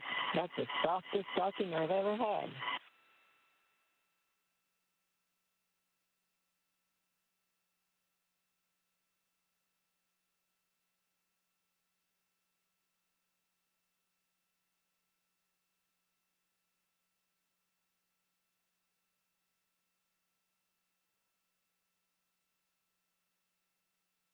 Good words from commander of the Ax-2 mission, former NASA astronaut Peggy Whitson, now flying her third spacecraft after having flown the Space Shuttle, a Roscosmos-Soyuz, and now a SpaceX Dragon.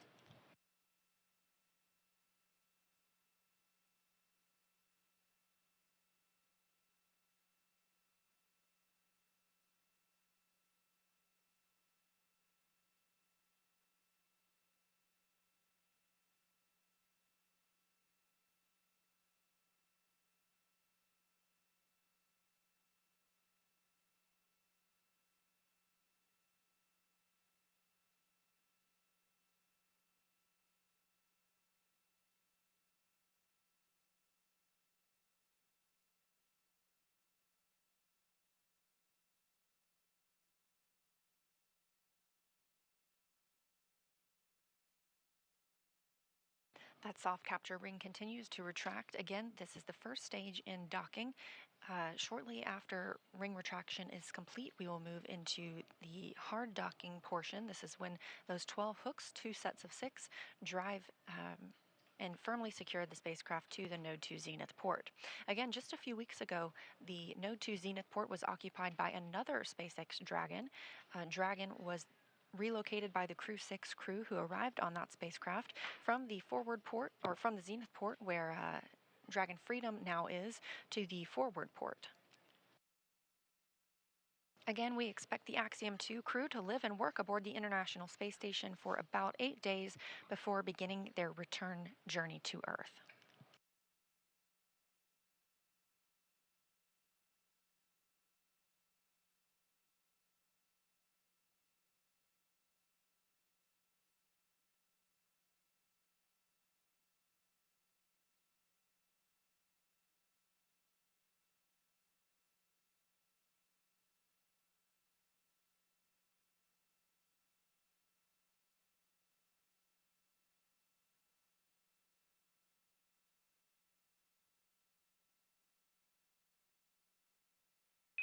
Ring retraction complete. Docking sequence is holding for MCS reconfiguration.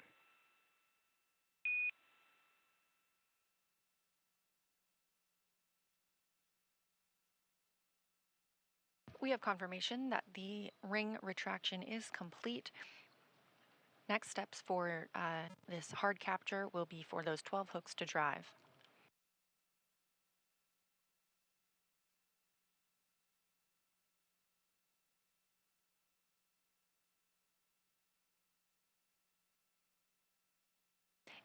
In addition to the ring retraction and these hooks driving, an umbilical will also be connected from Dragon to the International Space Station. This will allow power to flow from the space station to Dragon itself so that Dragon is no longer relying on battery power, that power being gathered from the solar cells around the base of its trunk.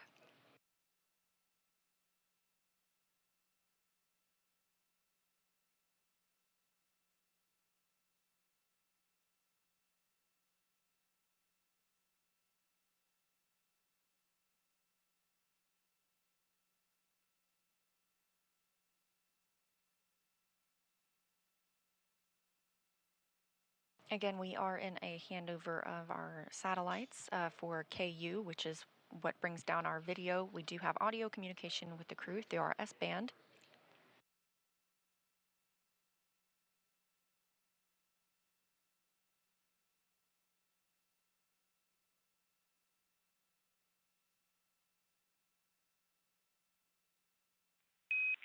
MCS configured, proceeding with hook driving.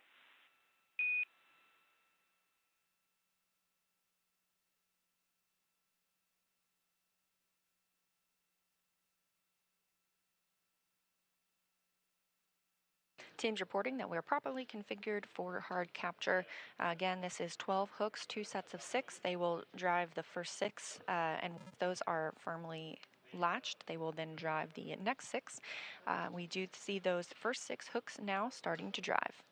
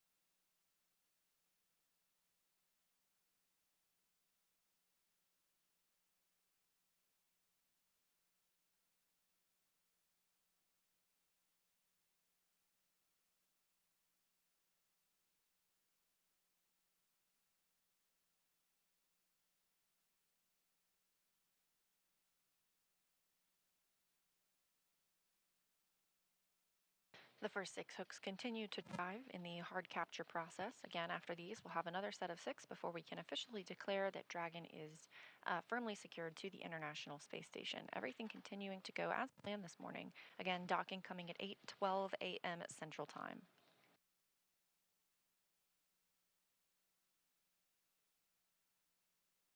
We have confirmation that the first set of 6 hooks have now closed and the second set are driving.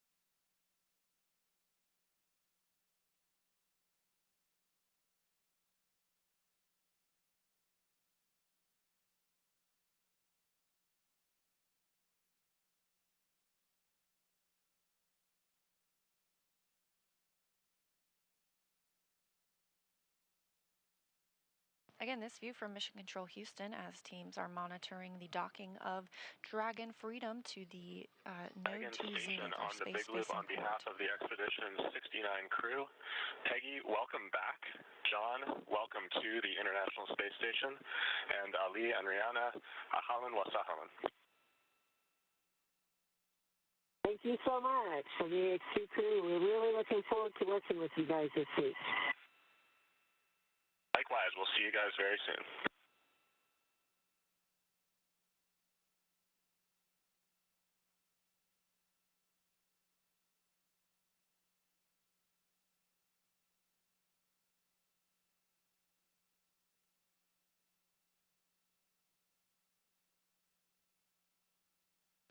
And we have confirmation the second set of hooks has closed. from Dragon on the International Space Station, meaning hard capture is complete.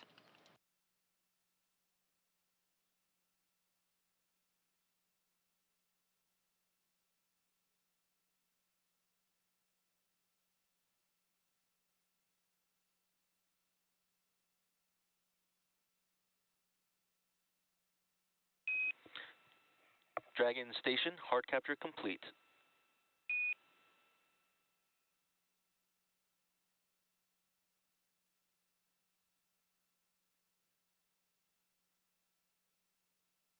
Dragon copies. And with that call,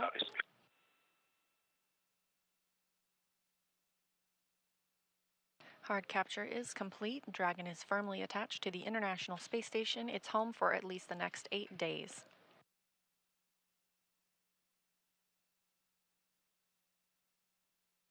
NASA astronaut Woody Hoberg on the space station side will now move into preparing the hatches for opening.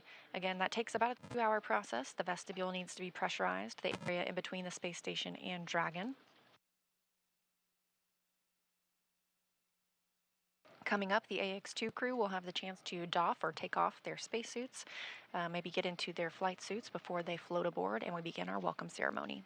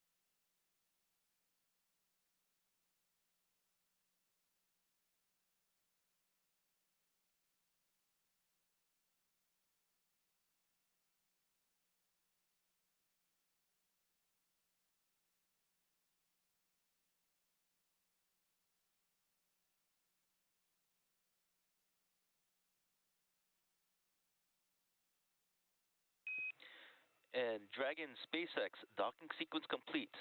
Crew Dragon Freedom, Peggy, John, Ali, Ray, congrats on this historic achievement. Welcome to the International Space Station. Thanks. We really appreciated flying with SpaceX. It was a lovely ride, and as I mentioned, it was the softest docking I've ever felt. Very well done. Thanks to everyone for getting us this far. Thanks, Peggy. We do aim for excellence, and on behalf of SpaceX, it's been a pleasure working with you.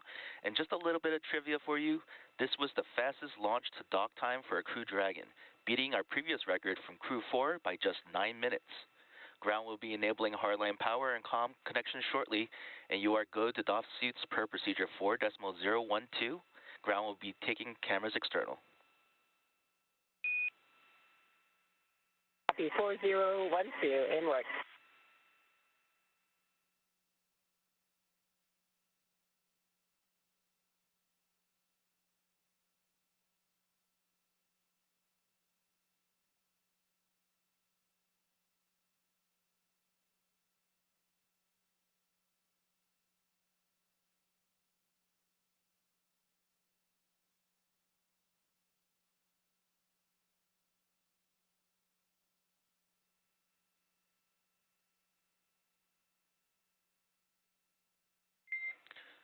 Dragon on Dragon to ground, no response required. Cameras are external.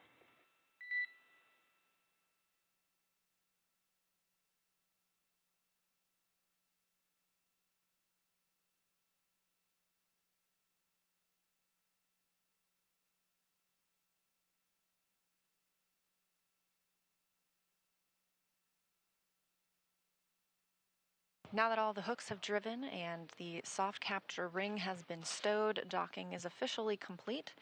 The crew is go to doff their suits. That's why the teams on the ground have told them that the cameras are not live at this time inside the cabin. Again, we still do not have video from the International Space Station at this time. It looks like we'll regain shortly. The space station itself is in an orbital nighttime, now flying 261 statute miles over the Pacific Ocean. Again, docking this morning at 8:12 a.m. Central Time. As noted by SpaceX, the fastest docking on record for a crew launch to the International Space Station on Dragon.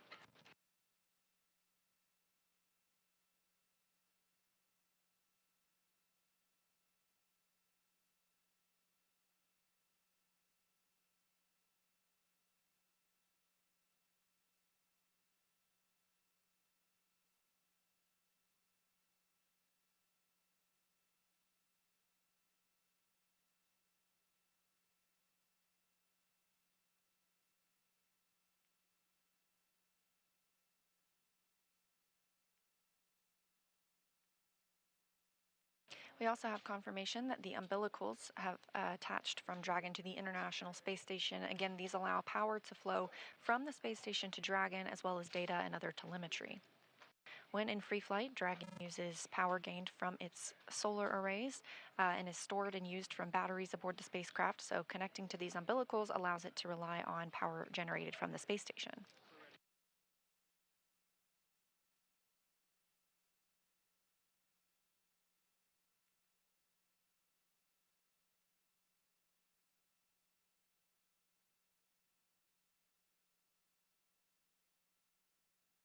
We'll stay live now that we have docked until our welcome ceremony, standing by for the start time for that ceremony.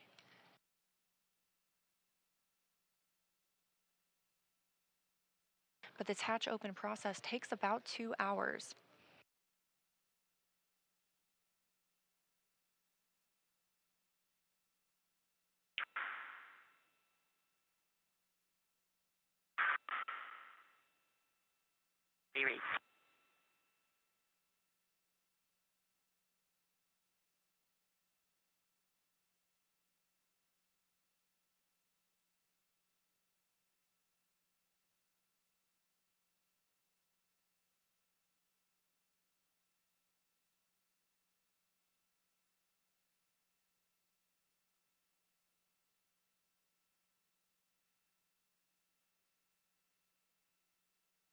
A look ahead at the steps that will be happening over the next couple of hours. Again, Woody Hoberg, NASA astronaut on the space station, is prime for these operations and bringing the Ax-2 crew on board.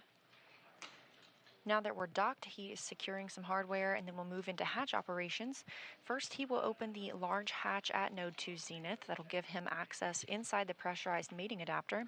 He will then help pressurize the vestibule. That's, again, the small space between the hatches on Dragon and the space station. Of course, this was previously exposed to a vacuum prior to docking. We need to fill it with air, make sure its pressure is nearly equal with the atmospheric pressures on Dragon and the station. Tom check on the cabin mic.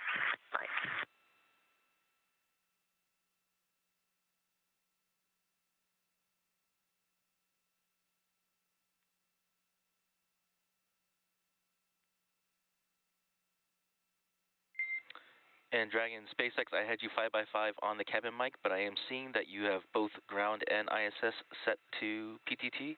Please set it to only the big loop.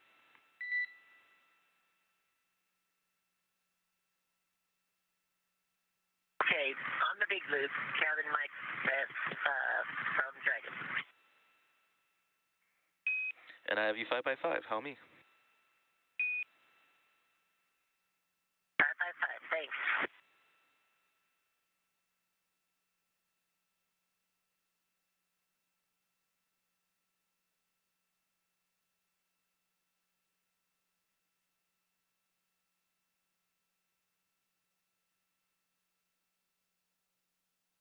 Station on 2 for PMA 3 ingress part, step 1.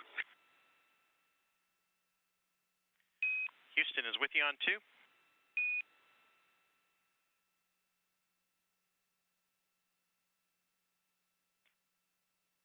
All right, just looking for your go in step 1.1.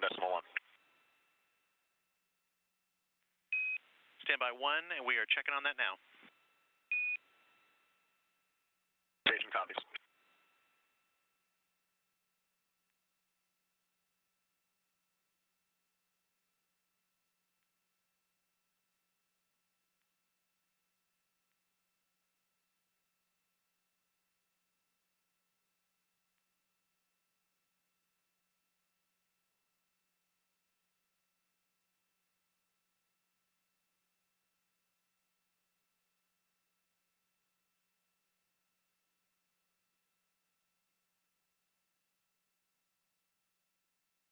As you heard, teams on the ground communicating with the crew still aboard Dragon Freedom. Peggy Whitson took a chance to test out the cabin mic rather than the microphones they'd been using Station in their Houston, on seats the now big that loop. they've You are doffed go those. for 1.1 of procedure 2.102.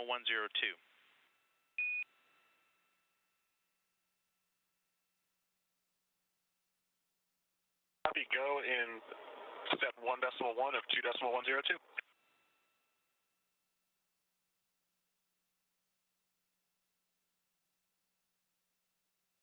And that voice being NASA astronaut Woody Hoberg communicating with Justin Cartledge here on the ground, his Capcom, the capsule communicator. That's the person speaking with the astronauts aboard the International Space Station.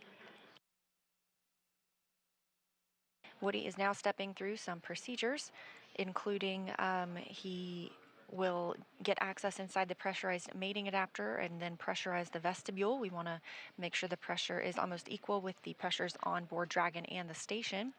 He'll use a small valve on the station's hatch to slowly introduce air into the vestibule. Flight controllers here in Houston will monitor the pressure and temperature readings inside and verify that everything is leak-free before we get ready to open the hatches. Again, it's about a 2-hour process to get everything pressurized and checked out before we open the hatches.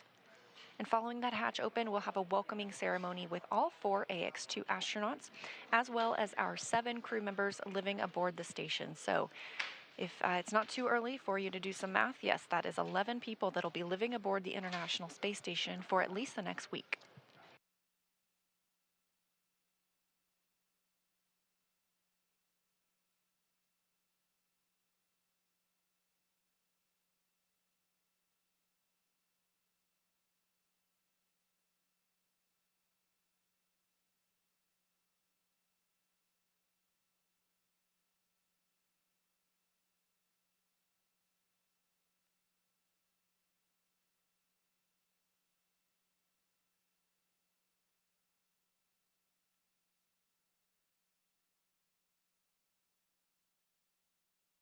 Houston Station, node 2 overhead, hatch open.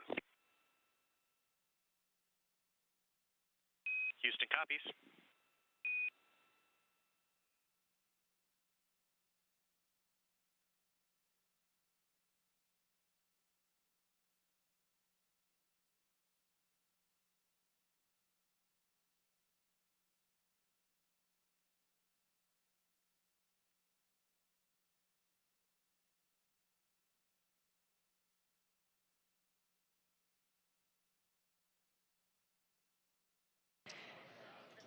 Again, we are live covering the arrival of the Ax-2 crew to the International Space Station. This is the second private astronaut mission that has visited the International Space Station following Axiom 1 flight last year. Our crew members aboard Dragon Freedom today include former NASA astronaut Peggy Whitson. Up until now, she has spent 665 days in space, so she's looking to add to that total. It's more than any U.S. astronaut and more than any woman in the world. She's joined by pilot John Shoffner.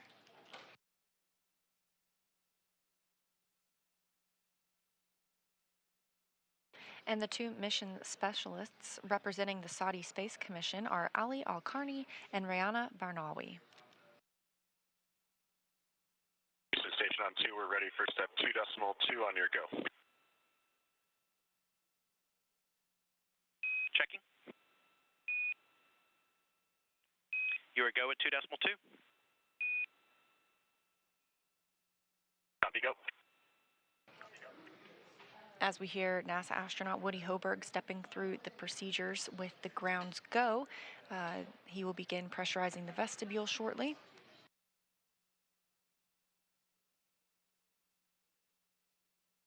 In the meantime, NASA astronaut Frank Rubio continues to conduct some hardware servicing on the space Dragon station. SpaceX on the big loop. If desired, reference procedure 4.400 for monitoring vestibule pressurization.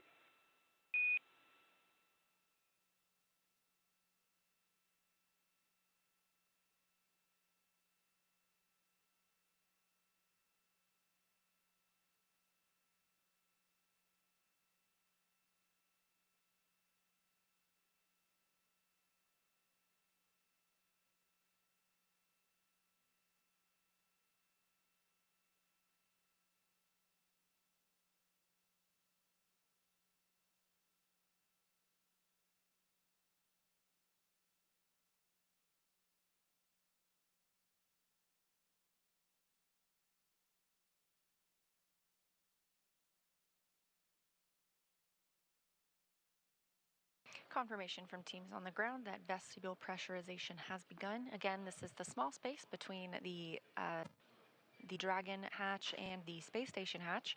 We want to bring that up from vacuum to about 14.7 psi. That's about the same pressure as the International Space Station, approximately the same pressure we're used to here on Earth. Astronauts on the space station live in a mixed nitrogen-oxygen environment, again, very similar to what we have on Earth. And Dragon Station on the big loop, no response required. ISS power connection established.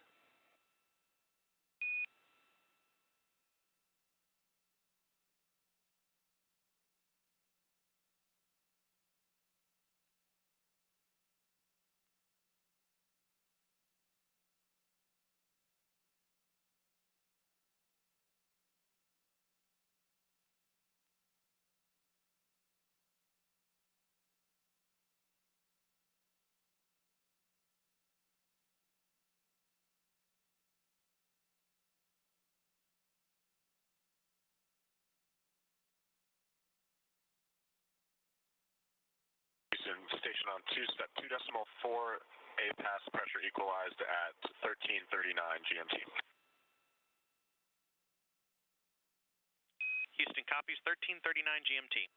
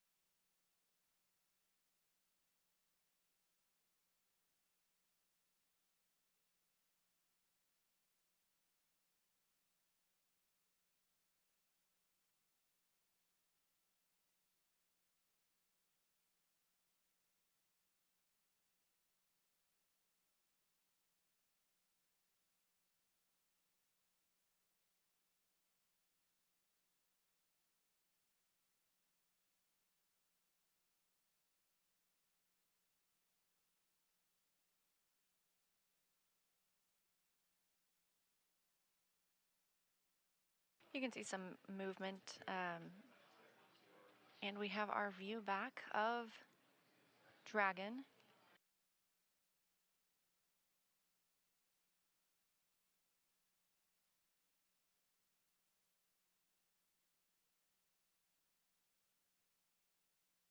As we see a sunrise in the background, this view of Dragon Freedom with the Ax-2 crew aboard docked to the Node 2 Zenith port on the International Space Station.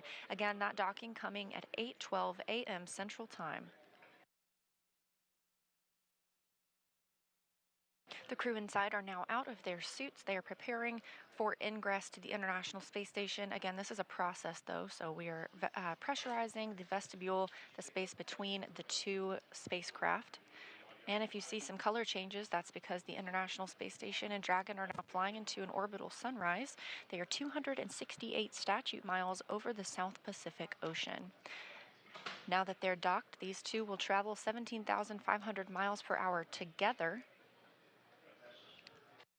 seeing 16 sunrises and sunsets a day. So the Ax-2 crew is certainly in for a treat for their planned 8-day stay.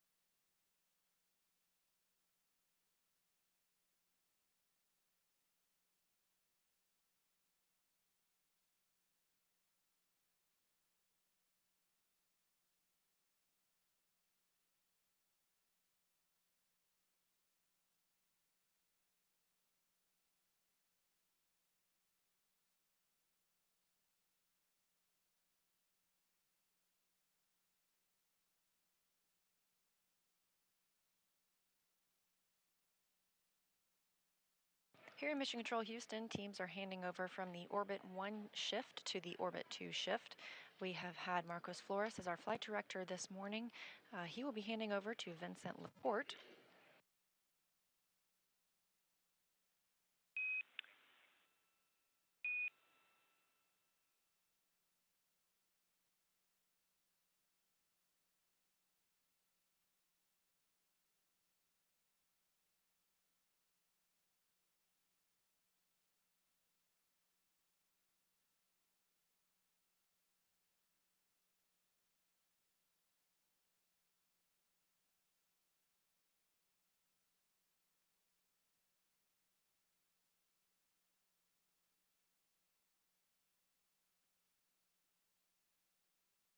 Again, Woody Hoberg aboard the International Space Station is leading the team's...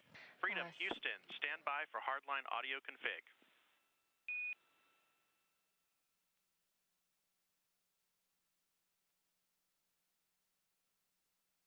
Freedom is standby.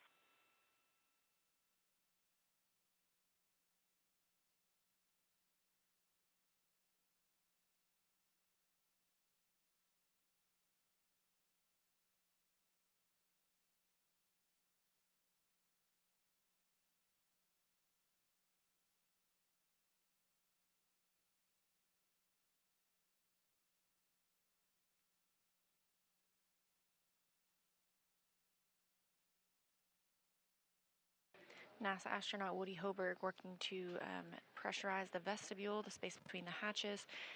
Again, this takes about 2 hours before the crew members float aboard the International Space Station. All 4 Axiom 2 crew members still in Dragon Freedom, as you see there, docked to the Node 2 Zenith port.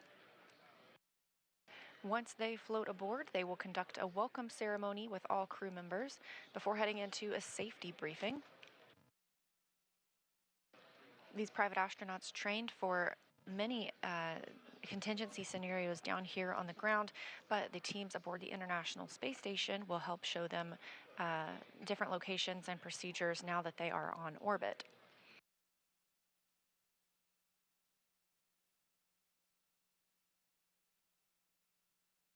Later today, the Dragon Freedom crew will work to transfer some cargo from Dragon to the International Space Station. That includes some of the scientific research they'll be doing this week, as well as hardware or food needed.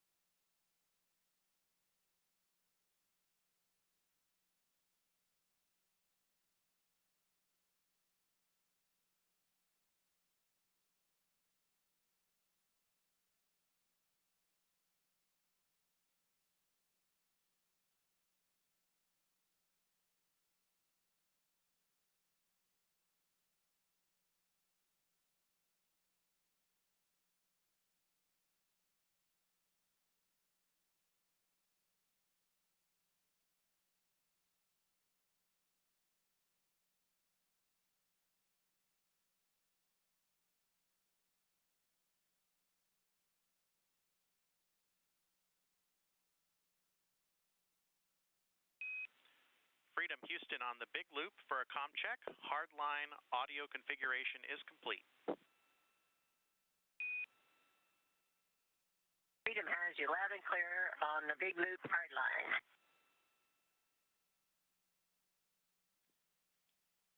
Good news.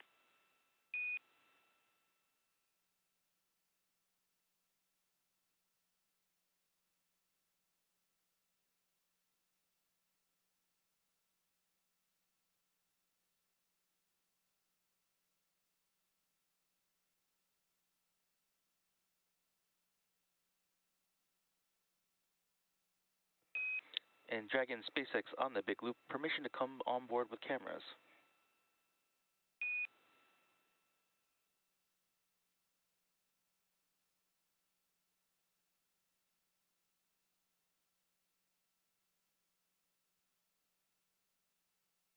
You can come on board now, but we'll probably have to ask you to go away again in a little bit. Welcome aboard. Copy that.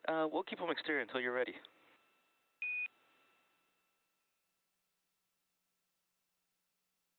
Okay, thank you.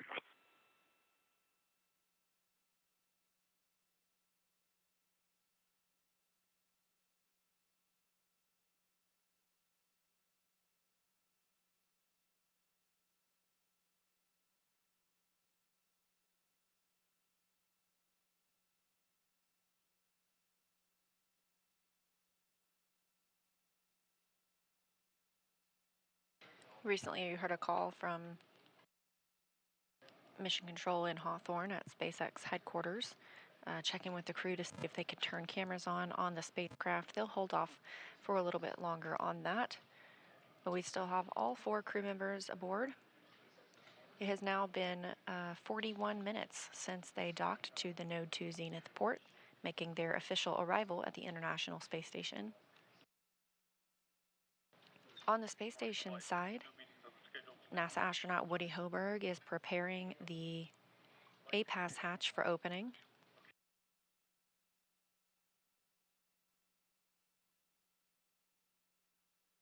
And SpaceX Dragon on the big loop, just to let you know, we've got all four suits drying. The shortest timer is at passing 7 minutes right now.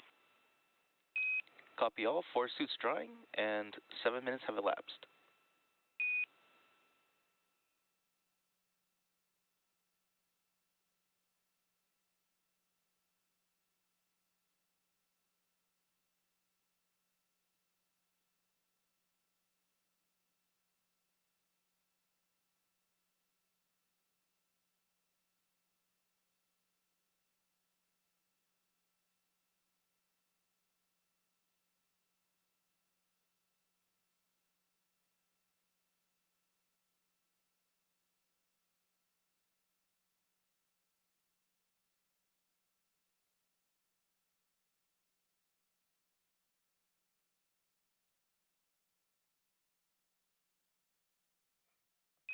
And Dragon with suits drying, I can give you a go for sections 1 through 3 of 4.400.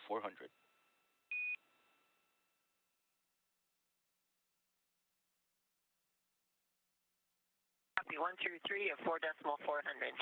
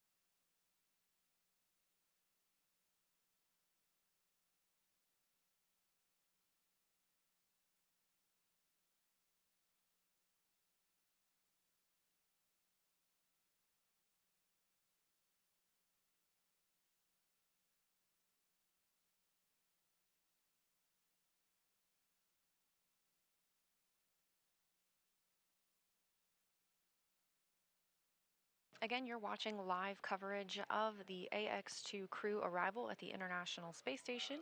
The crew docked Dragon Freedom to the Node 2 zenith-facing port this morning at 8:12 a.m. Central Time. Dragon, And that this view is Ray for food inventory and water inventory.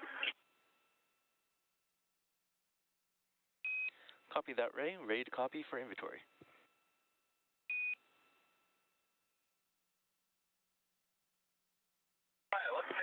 203, 5 bottles.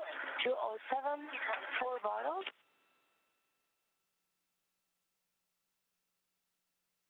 For food, 305, 1 meal and a snack. 313, 1 meal and a snack. 307, 1 meal and a snack. 315, 1 meal and a snack. Copy that, and to read back, we have 5 bottles from 203, 4 bottles from 207, 1 meal and 1 snack from locations 305, 313, 307, and 315. Good copy. Thank you. Thank you.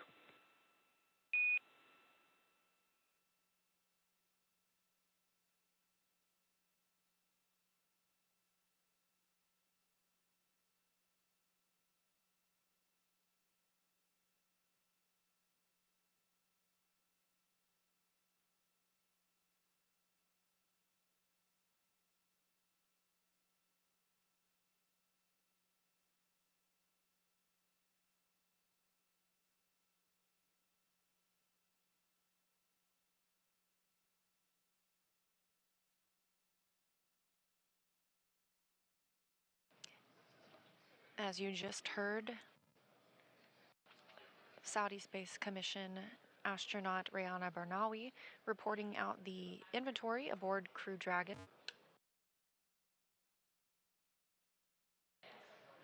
Everything is meticulously tracked aboard the space station and Dragon as well, so she was reporting which meals and snacks had been consumed during their approximate 16-hour flight from launch last night at 5:37 p.m. Eastern Time to docking this morning at 9:12 a.m. Eastern Time.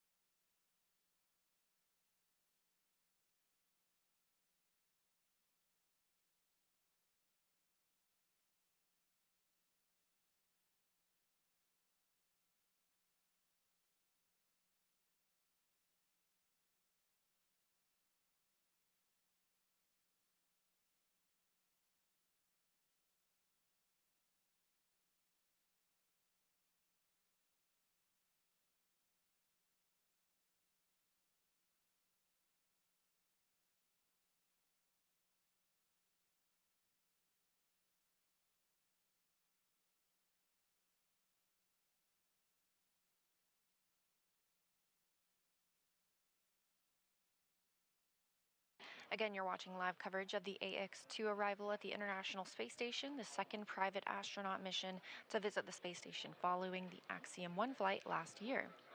Currently aboard Dragon Freedom, which you see on your screen, attached to the station's Node 2 Zenith port, are Commander Peggy Whitson, pilot John Shoffner, and mission specialists Alqarni and Rayyanah Barnawi.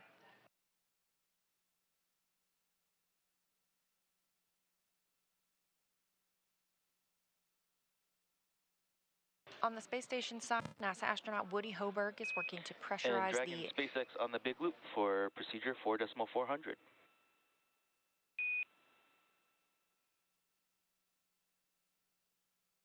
Go for 4.400. Hey, so we're getting close to finishing the leak check, but you have a go to perform Section 5 for the dock waste system configuration.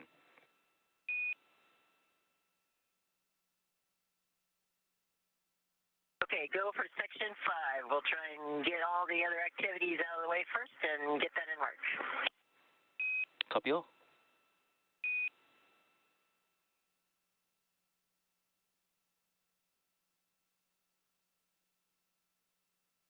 We heard Peggy Whitson earlier say that the crew has doffed their suits. They are now in probably their flight suits ahead of heading into the International Space Station. We're expecting that around 10 a.m. Central Time for those hatches to open.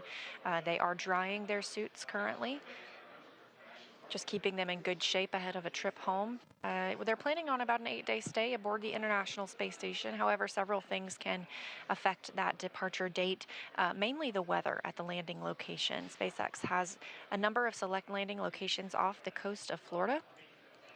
And we watch for things like wave height or wave cadence, as well as wind speeds, to ensure that the crew have the safest and most comfortable landing possible.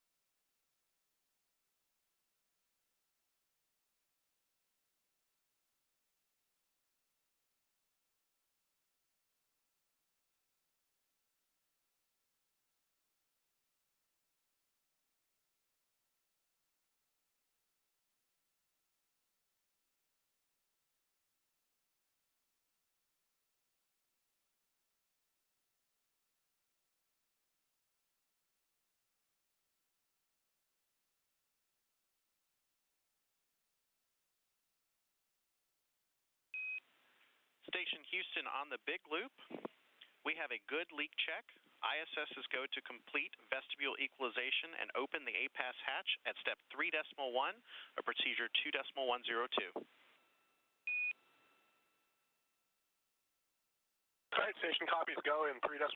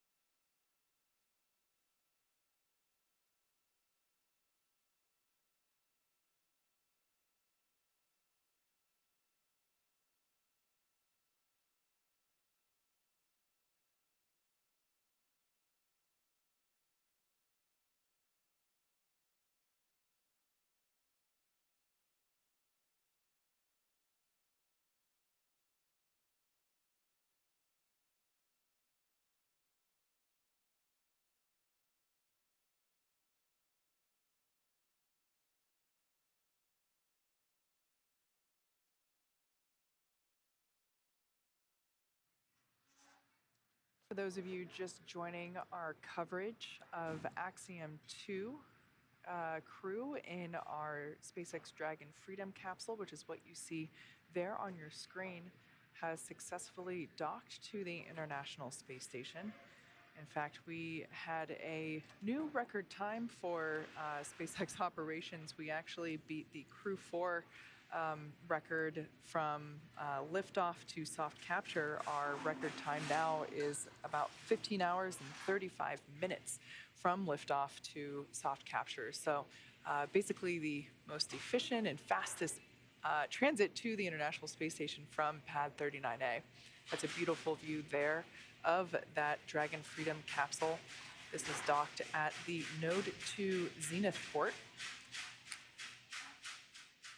The Crew 6 capsule, until about a couple weeks ago, was docked to this same port, and we did a port relocation maneuver with the Crew 6 crew to move it down to the Node 2 forward port. By doing so, we were able to clear this Zenith port for the Ax-2 mission, as well as the upcoming CRS-28 cargo resupply mission. Although it might look stagnant if you look at it quickly, we can see planet Earth rotating slowly behind, or rather under, the Dragon capsule and the International Space Station. There at the bottom of the screen, you can kind of make out the Canadarm, which is the robotic arm that the crew on board station will utilize in order to remove cargo from the unpressurized section of Dragon located in the trunk, which is essentially the top half, in this orientation, the top half of the Dragon capsule. Of course, when we are sitting at the launch pad or other conventional views of Dragon, it's the bottom half of Dragon. But really, it's that half black, half white cylindrical portion of Dragon that we see there. This view is also great because you get a really clear view of the nose cone and all of the hardware that the nose cone protects during the launch phase.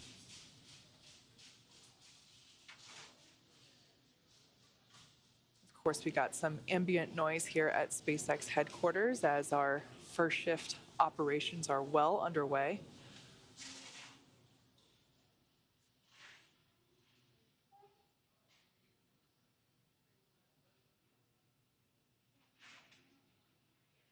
During the ascent phase, that nose cone will be closed, and that protects the forward hatch as well as the forward bulkhead Draco thrusters.